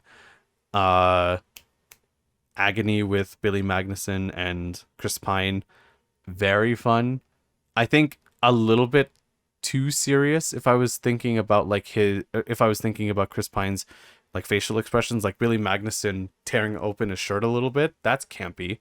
That's very, or like him tearing up his shirt a little bit lower. That's very campy and that's very fun. I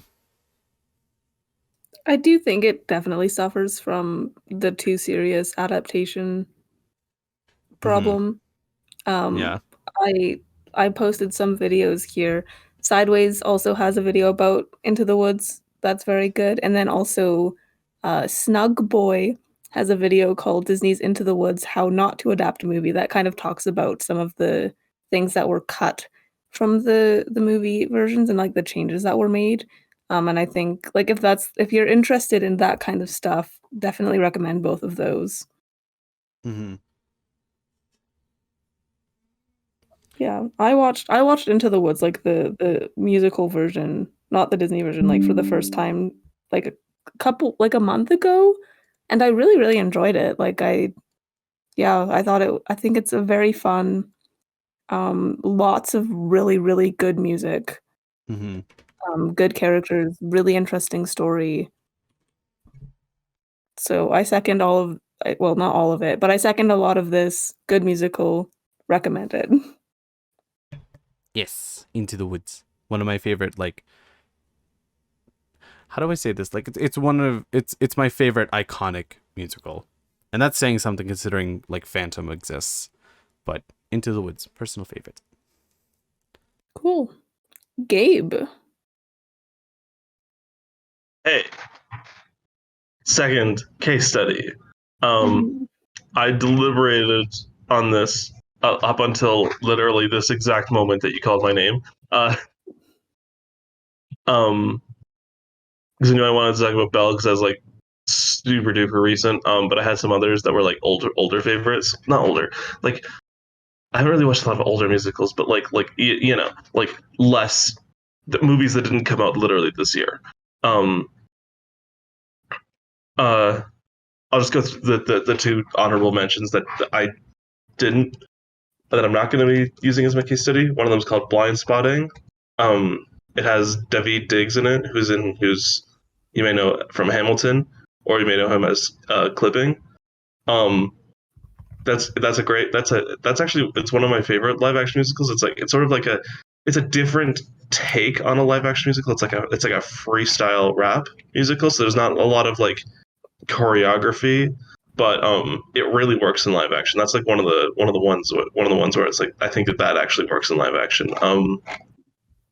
And the other one, I just wanted to get some goth representation in here because our goths could not make it tonight. Goths could not make it tonight. Mm-hmm. So I want to talk about a horror musical called The Lure, which is it's a Polish horror musical about two mermaids who work at a nightclub in the 80s, and it's sort of an adaptation of The Little Mermaid, not like the movie, like the grim fairy tale. It's very violent, it's very fucked up, it's kind of awesome. It has like nightclub music. in a musical. Little Mermaid was not a Grimm's fairy tale, for the record. What? Shit. Written by Hans Christian Andersen. Yeah, that's on that. The Hans Christian Andersen. It's like yeah, but it's like. Wait, what's this one called? It's called The Lure. The Lure? Oh, yeah. Interesting. That's like the name of the nightclub in the movie, I think. No, it's the name of their act. Cool. The main movie I want to talk about is my favorite Disney musical ever. This might be a controversial pick. It might not. I know people like this movie. I don't know if people like this movie as much as I do. But Moana is my favorite Disney musical, and it is my second case study because Moana is so fucking good for every single second of it. Everything that I mentioned earlier about musicals kind of going over their mark with the amount of musical parts, I don't think that's present with Moana. I think every single song in Moana is a banger, especially Shiny. Shiny is the best song that I've ever heard, with the best character ever put to film in a movie. The best character ever put to film in a movie. Okay. Yes. Tamatoa is a cinematic masterpiece, and every second that he's on screen, every frame of Tamatoa should be printed out and framed and put in the Smithsonian. Moana is wonderful. I fucking love Moana. I love. It was mentioned earlier, and I was gone for a second, so I don't know if we touched on this, but that CGI Disney musical is bad, and to an extent, I do kind of agree. I wish they went back to 2D. But Moana is one of the ones where I think it really works. Especially is like I think the way water is animated in that movie is gorgeous. The way the characters are animated in that movie is very pretty and stylistic. When I said CGI bad, I meant like The Lion King, not 3D. Oh, yeah, like photorealistic CGI. Okay, 3D animation is great. Mm-hmm. Yes, I do miss the 2D animation, but like the 3D animation also works. Mm-hmm. I remember when I saw like Frozen concept art, and it's like drawn in like that older Disney style, and I was like, gorgeous. Oh my god, why do we not do 2D anymore? Why do we not do 2D anymore? What's up with that? I don't know. Like, it might be harder. I guess it's harder. Yeah. It's just also just like not the style anymore, I guess. I don't know. Yeah. But anyway, continue telling us how much you love Moana. Moana is the only movie with The Rock that I have ever tolerated. He's actually good at it. He's actually good at this movie. He's not playing himself. I mean, he is sort of playing himself, but it's like it's a lot more in on the bit than like I think a lot of his movies are, and I really like him in this movie. I love. I remember hearing like it was Lin-Manuel Miranda who wrote the music for this movie too, right? And I remember him saying that after he found out that The Rock was going to be playing Maui, he wrote "You're Welcome" for him because he thought he was like the only guy who could pull that off. And like, that song is great. Yeah, what a good way of like consuming The Rock without actually looking at him. Just The Rock. Wow, that came out wrong. Dwayne The Rock Johnson. I didn't mean anything by that. I'm sorry. I'm very stupid. Dwayne The Rock Johnson. Dean has personal beef with you, and I do not. No, I'm just. Dean has publicly stated that he thinks he could take The Rock in a fight, and I would love to see him try. No, okay. So what I mean is, I can get what Gabe is talking about when he's talking about The Rock's characters. Like, it's usually just some kind of like bona fide action star. I'm a cop and or secret agent, and but I'm funny. I'm the funny cop and or secret agent, and sometimes I make a little joke, and I'm like, I'm The Rock. I'm a cop and or secret agent. Yeah, and like with that, it's so you kind of forget that, especially because for someone like me who grew up with The Rock being a professional wrestler, he can be a cocky asshole. And what better way to tap into that kind of like persona that made him such a popular like professional wrestler in the first place, and a persona that he can play really well than a cocky god, which is awesome. Like he delivers so much attitude and like sass with "You're welcome" that it's just that it's just a good way of like thing. It's just a no, Alex, please don't quote me like that. So just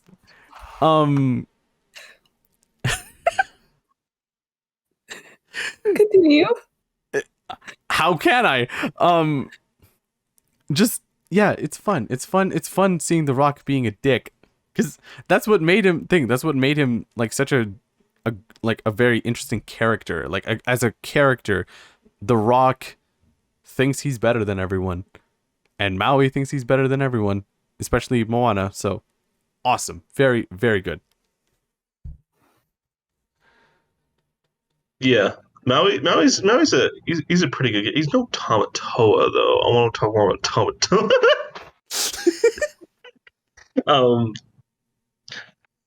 The only thing I have to say on Tamatoa is that Schaefer Productions has an 1.5-hour video on why Tamatoa is his favorite character. It's a gem. I was gonna ask. Even Schaefer want to go suck some Tamatoads. Hey, whoa, hang on. Whoa. Hang on. Whoa. First of all, Tamatoa is a crab. It's a crab. He's got, Decapod. Come on, I thought you were a fan. Crab legs. He's got toes. Anyway, Gabe, anything else you want to say about Moana? The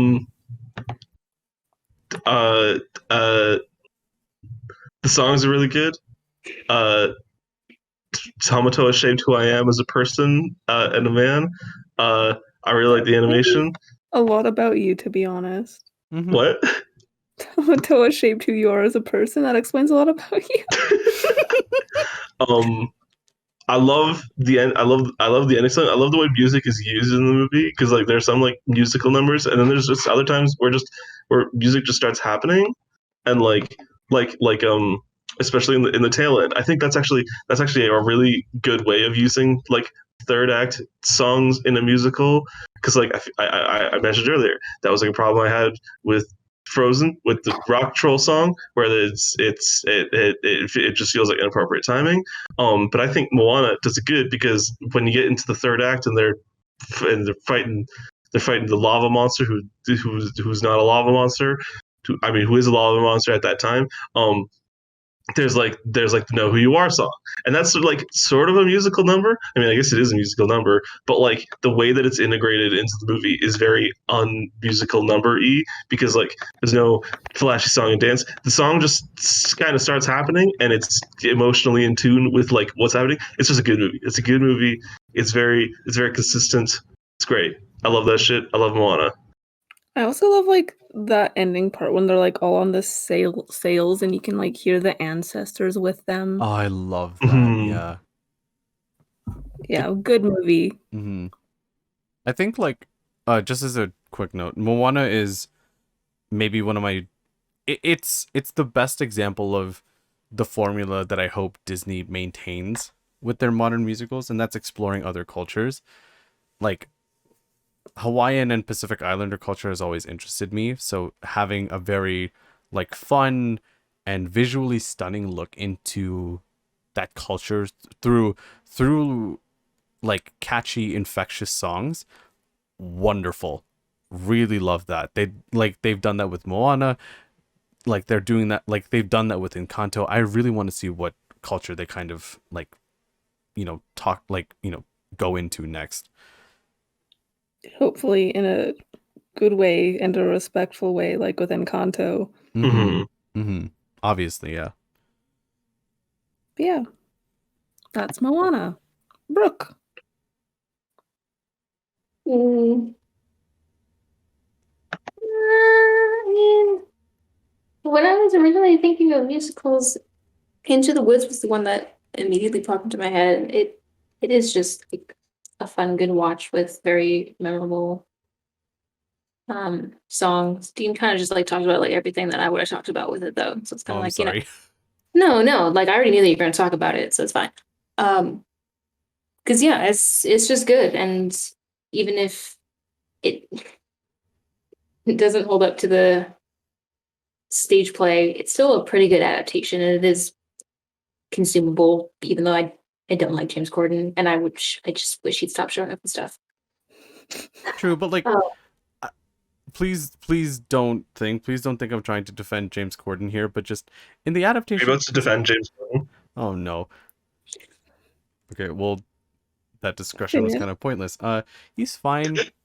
He's not ever in the way, which is how that should be. So we'll talk about some of his worst stuff in a minute. Oh fuck, yes.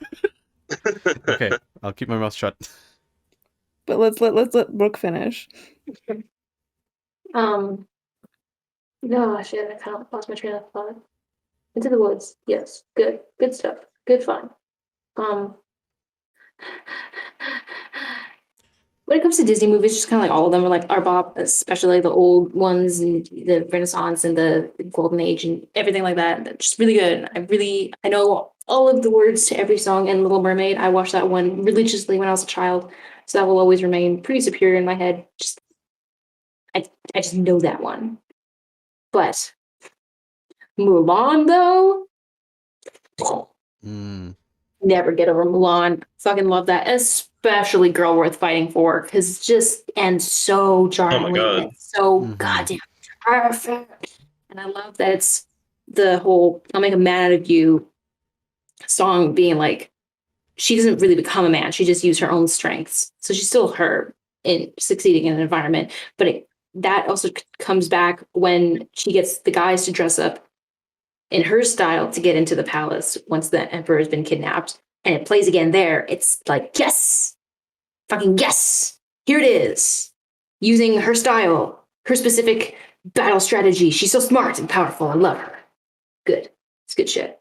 Never stop loving Mulan. Little Mermaid and Mulan, the ones that I just always sing to, can't not sing to. Yes. Yeah. What was I gonna say? Oh, West Side Story. That's the other one. It's what comes into my head when I think about what music. I'm surprised no one's talked about Grease. But West Side Story is what pops into my head when I think about like what musicals get away with, because it's so dramatic. The way that they move and just look at each other is like over the top, and it's so funny, but it just works in it. And I am kind of stealing this from Sideways, but Sideways went really into depth with the whole motifs of West Side Story and how they just work so well. How the three chord is just present everywhere, and it gives symbols to who's on whose side and who's where and what's happening in the story, without it ever being like blatantly said, like, here's what these chords are, because it's there and it's so perfect. Same thing happens in Into the Woods. Yeah. I'm just indecisive. Sorry, I just had to talk about many to make up for lack. That's fair. Yeah, that's fair. Can we talk about Grease for a second? Grease was like my musical as a kid. Like I have the CD of like the music, and I used to just like listen to it on repeat. The music, like Grease is like super problematic because its message is kind of horrible, but like it's so good. It's such a fun musical. I mean, if we want to talk about childhood musicals really quick, or musicals that have stuck with us, Road to El Dorado and Prince of Egypt. Definitely 100% my, like, I was telling Mari this earlier in the day, but both of those are essentially like childhood comfort movies to me, because, you know, growing up, like, Prince of Egypt is what made religion class in high school pretty fun to pretty fun, because it's just epicness, scale, emotional story, very good music, great. And then Road to El Dorado is fun, it's colorful, it's like it's all around stunning, and it helps that it's being like it helps that it's been it helps that it has Elton John as music, or like for the music, because that just adds a whole, or that just ups the quality by like a lot. Like Trail We Blaze, Tough to Be a God, Someday Out of the Blue, amazing songs from El Dorado. I want to watch that movie again. I'm gonna watch it with her sometime. I'm like, I've seen Road to El Dorado, but I don't remember there being like songs in it. So there's all the what's that fucking guy's name? The singer man, Tarzan, Sing Boy. Oh, does he sing in it? He sings a bunch of songs in it, and then there's Tough to Be a God, which is like the one sung musical number. It's kind of weird, but like Phil Collins, that's the one.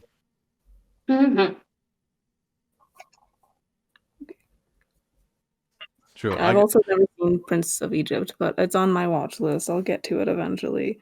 Prince of Egypt is such a good way of sharing Bible stories. And that's why I haven't watched it yet. Yeah.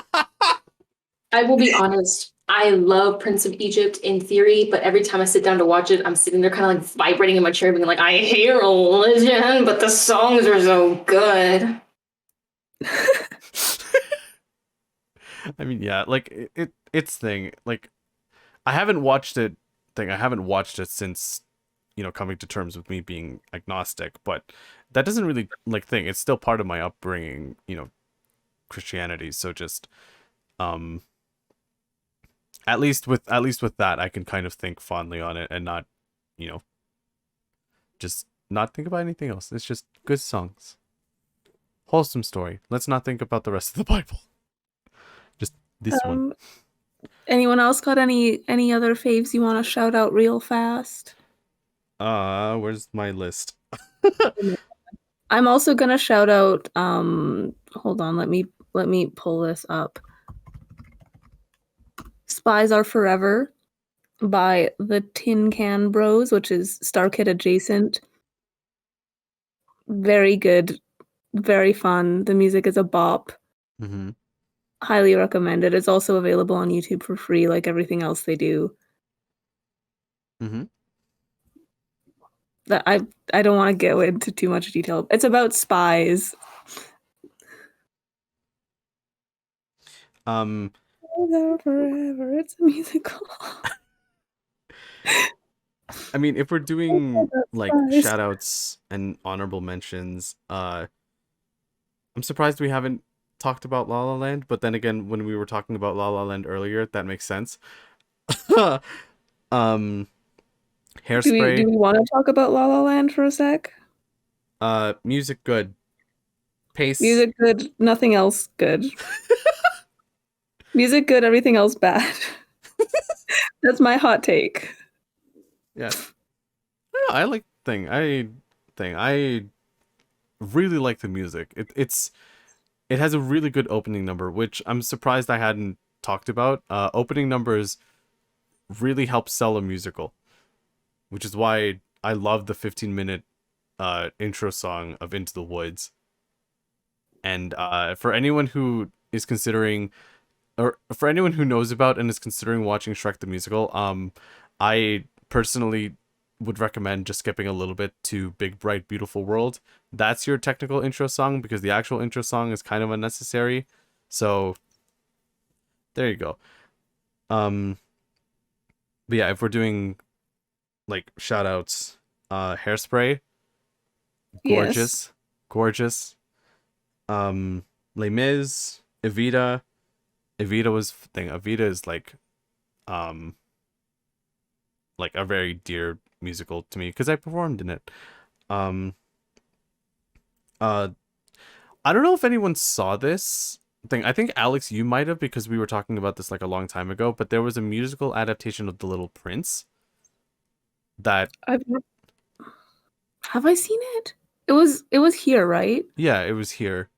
Yes, I have seen. I watched it in high school. That's why. Yeah, I did too. And you had like this little sheep with a light that you kind of press, so there's a lot of like good interactivity with like during the show. That was fun. I wish they would release the music. I tried finding it everywhere, but I can't. Miss Saigon, it also has Lea Salonga in it. So for those who who know Mulan, Miss Saigon, very good musical too. And yeah. So those are my shout outs. I'm also gonna shout out The Wizard of Oz because I also love that musical, and I've performed in it as well. So personal stakes there. I'll shout out Boys in the Photograph because I did that in high school, and there's a video of it, of the entire production, that only everyone in this thing, that only like my girlfriend and everyone in this chat knows about, and it will remain that way because I don't want anyone else to see it. Gabe, Brooke, shout outs, runner ups.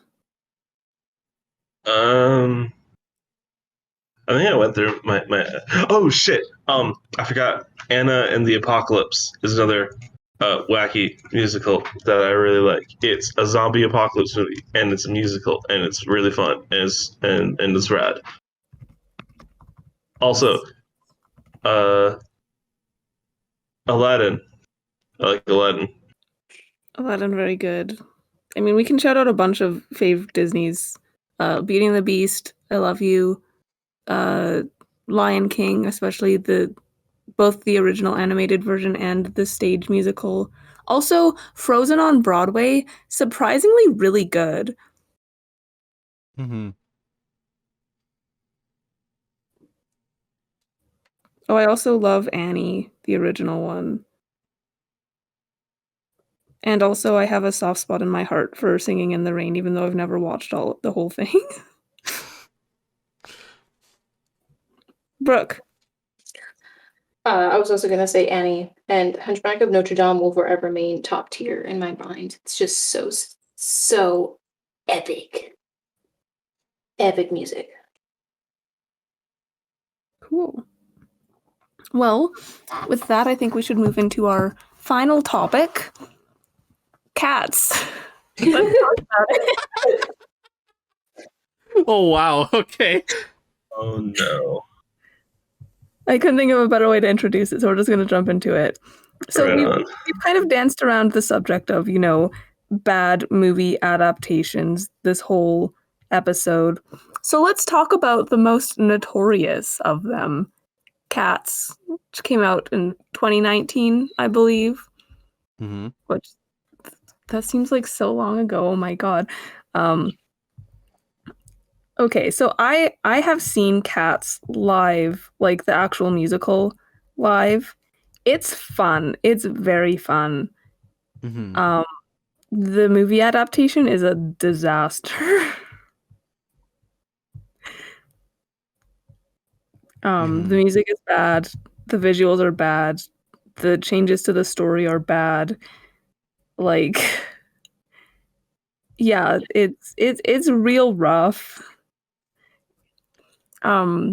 So I guess I actually don't know if all of us have seen it, but let's talk about why it doesn't work.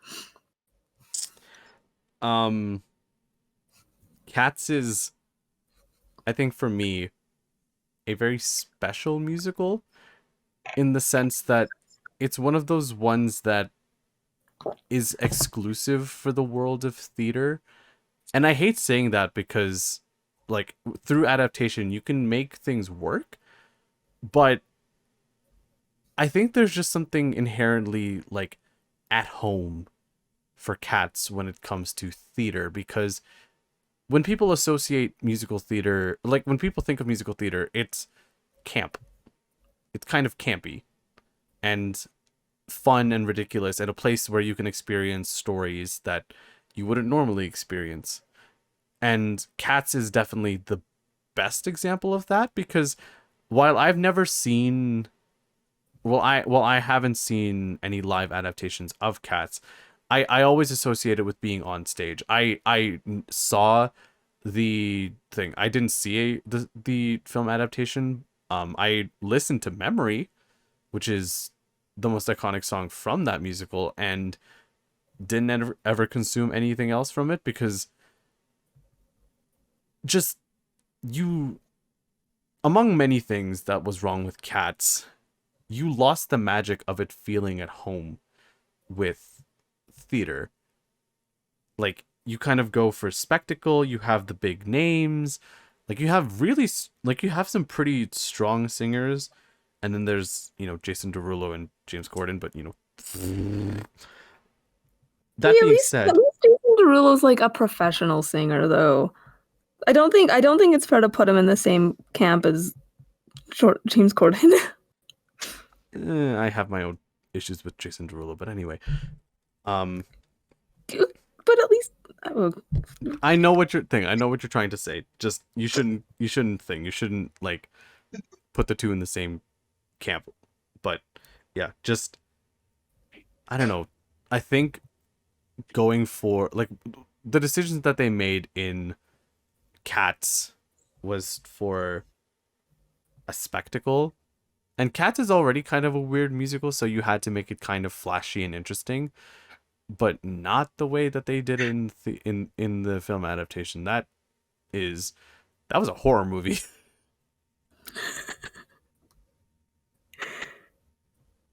Anyone else have any thoughts on Cats? Yeah. It's awful for a lot of reasons. I've always had the hatred for the cat sizes. Like, they just feel weird in that adaptation for some reason. It's like they're too small, and then everything else is too small, like the roaches and the mice. But anyway, that's besides the point I was going to make. Cats, the play, isn't for everyone as it is, because to me, at least, it seems like the entire thing is introductions, and to like a lot of people that could just feel very like long to be like, where's the story really going? Because it's just like cat after cat after cat after cat is being introduced. And then in the movie, they're like, we'll know how to make this make sense. We'll have new cat come in. This is the reason everyone's getting introduced, because new cat here, she's the main focal point now, which is why I truly hate Cats, is because it's not only just like an awful adaptation with awful music and awful visuals and awful humor, it also just missed the point of the play, which is that Grisabelle just wanted to be part of the cats again. She wanted to be part of the community. She wanted to get touched by them very physically. And in the movie, like, she does. The new cat, I forget her name. What is it, like? No, it's not Veronica. It's Victoria. Victoria, right. Victoria sees her and immediately reaches out her hand, and Grisabelle just like turns away. It's like, what the fuck is that?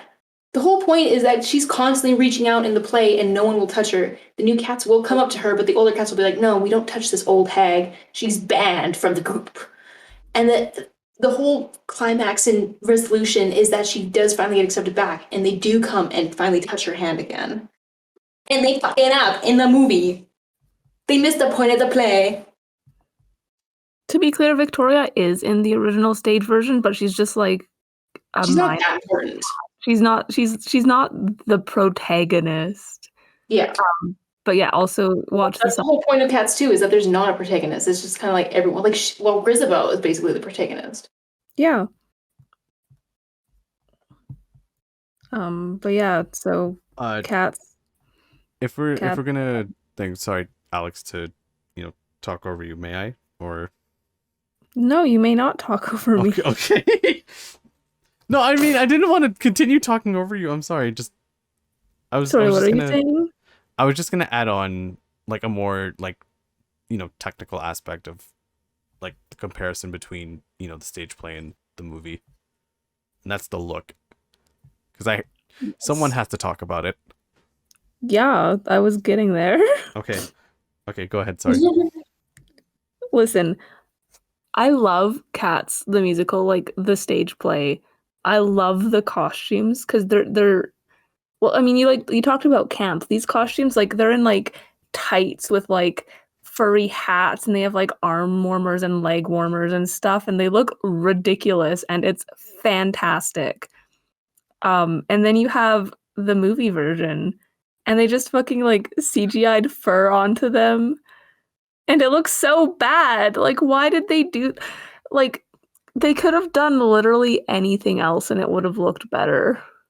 Like, Mm-hmm. it just is so bad. It looks so bad. And like the dance numbers are all like off and I don't even know. I can't even articulate how like bad it looks. I know, like the visuals of the film adaptation are just so. It's not even thing. It's not even fair saying it's an uncanny valley, because like it's the kind of uncanny valley that actually makes my skin crawl, because why the fuck do they look like that? Why just if they decided to do all of Cats and not make and not do the aesthetic choices that they did, and they just decided to stick with like the big fur hats and like the skin tight, outfits and stuff, okay, fine. You don't need to have anything more than that. But the decision to have cat bodies with human faces and human body parts? Hello? It's so funny when you're like watching it and you can like spot some of the issues. Like you'll just see like a normal hand not covered in fur. It's so fun. This movie was a disaster. Anyway, apparently they were originally considering like doing an animated version of it, and I would like to know why they didn't do that.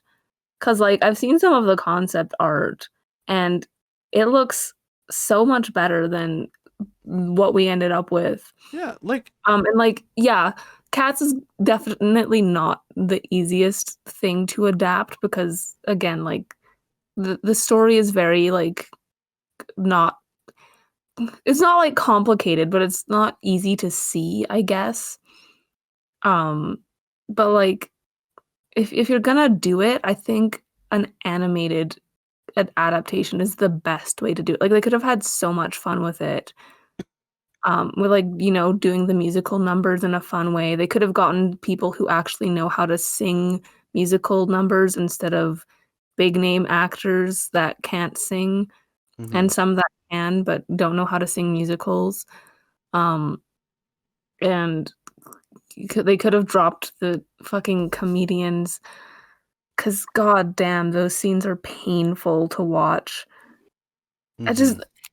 If you're going to adapt something like Cats, live action is not gonna work. Just animate it. Bring back the animation, please. And like if you don't want to put the budget into animating, then don't adapt it. Like personally, I would vouch for a revival run on Broadway, cuz like that just feels like I'm certainly not one to try to, dictate how a story should be adapted, but Cats to me is, like I said, a story that feels so exclusive to the world of musical theater and makes sense for the stage, that seeing it adapted in any other kind of way, you kind of lose what makes it special already, and kind of adding in a lot of unnecessary things. So like, bad wardrobe choices, bad animation, bad like CGI. It just further makes it more annoying to look at. For some reason. A fucking love triangle for some reason. Oh my fucking god. So that's great. That's what I needed to hear.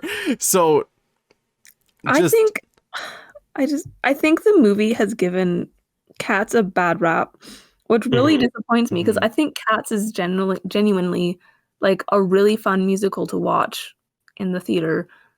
So basically my point in all of this is to say, if you've never given Cats, the actual Cats, a chance, not the monstrosity that was released a few years ago, if you've never given the actual Cats a chance, I would recommend it.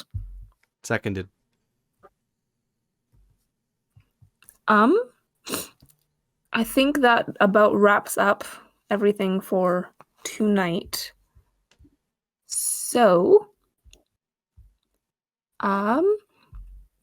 thanks everybody for listening in. We are at the InkGuild on TikTok, Instagram, and Twitter, but our main home is on YouTube and Spotify. You can also connect with us individually through our own social media. Check out our Wix if you want to learn more about us, and keep an eye out for more podcasts and other creative projects. Anyone got any last-minute comments they want to shout out about musicals? Musicals are good, and if you complain about them, I'll kill you. And on that note... Can't follow up from that.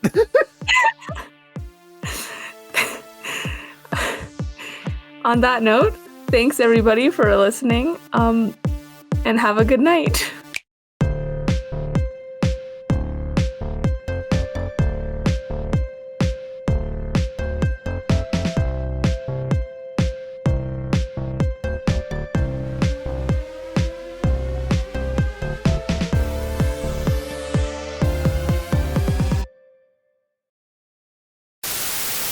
I could just imagine fucking someone talking shit about musicals. Brooke just texts, I'll enjoy the next 45 minutes. I'm on my fucking way. Good argument, but unfortunately for you, I'm in your walls. I hate when people are like, musicals are too feminine. It's like, fuck off. There's so many genres of them too. Like, get out of your high Who holes. said that? So many people. That's like one of the biggest critiques I heard about them. One, people do think it's like a class thing. It's like only the rich like musicals. If you like musicals, you're too rich.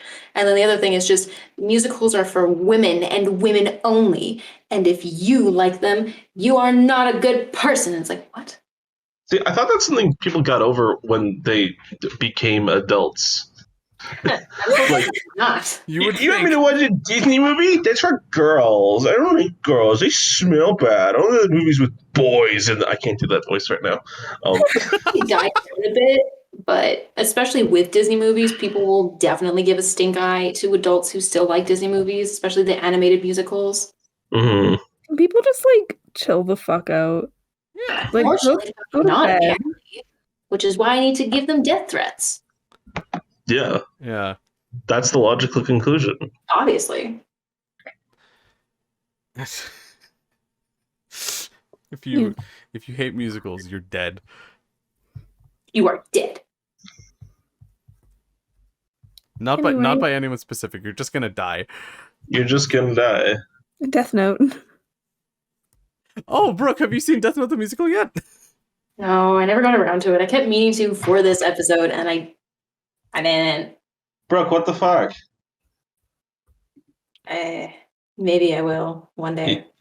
Wait! What do you mean you haven't seen it? You introduced me to it. Not introduced me, but you told me about it. I didn't know about it until you were like, there's a Death Note musical, and I was like, there's a fucking Play with murder. Yeah, exactly. You know it. You haven't seen it? No, because it was just that clip that was playing on TikTok for a while back, and I was like, God damn it. Oh, speaking of musical clips on TikTok, was it on TikTok or Vine? There was one a while ago that was from a Star Kid play musical. I don't want to do the work today. I don't really want to do the work today. I don't really want to do the work today. I don't want to do the work today. That's an iconic sound bit, though. It's so good. Firebringer is a mess, but I love it. Yeah. What was that one from Holy Musical Batman where, like, he just screams? It's like, Batman, you're dumb. Oh, that for some reason just made me think of introduce you to the new Joker. I haven't seen Alien the musical, but I've been meaning to. You need to what? What? I've been meaning to watch Alien. Anything about Alien the musical. That's a new one, yeah. I haven't seen it. I haven't seen the documentary about it, but I've heard the documentary.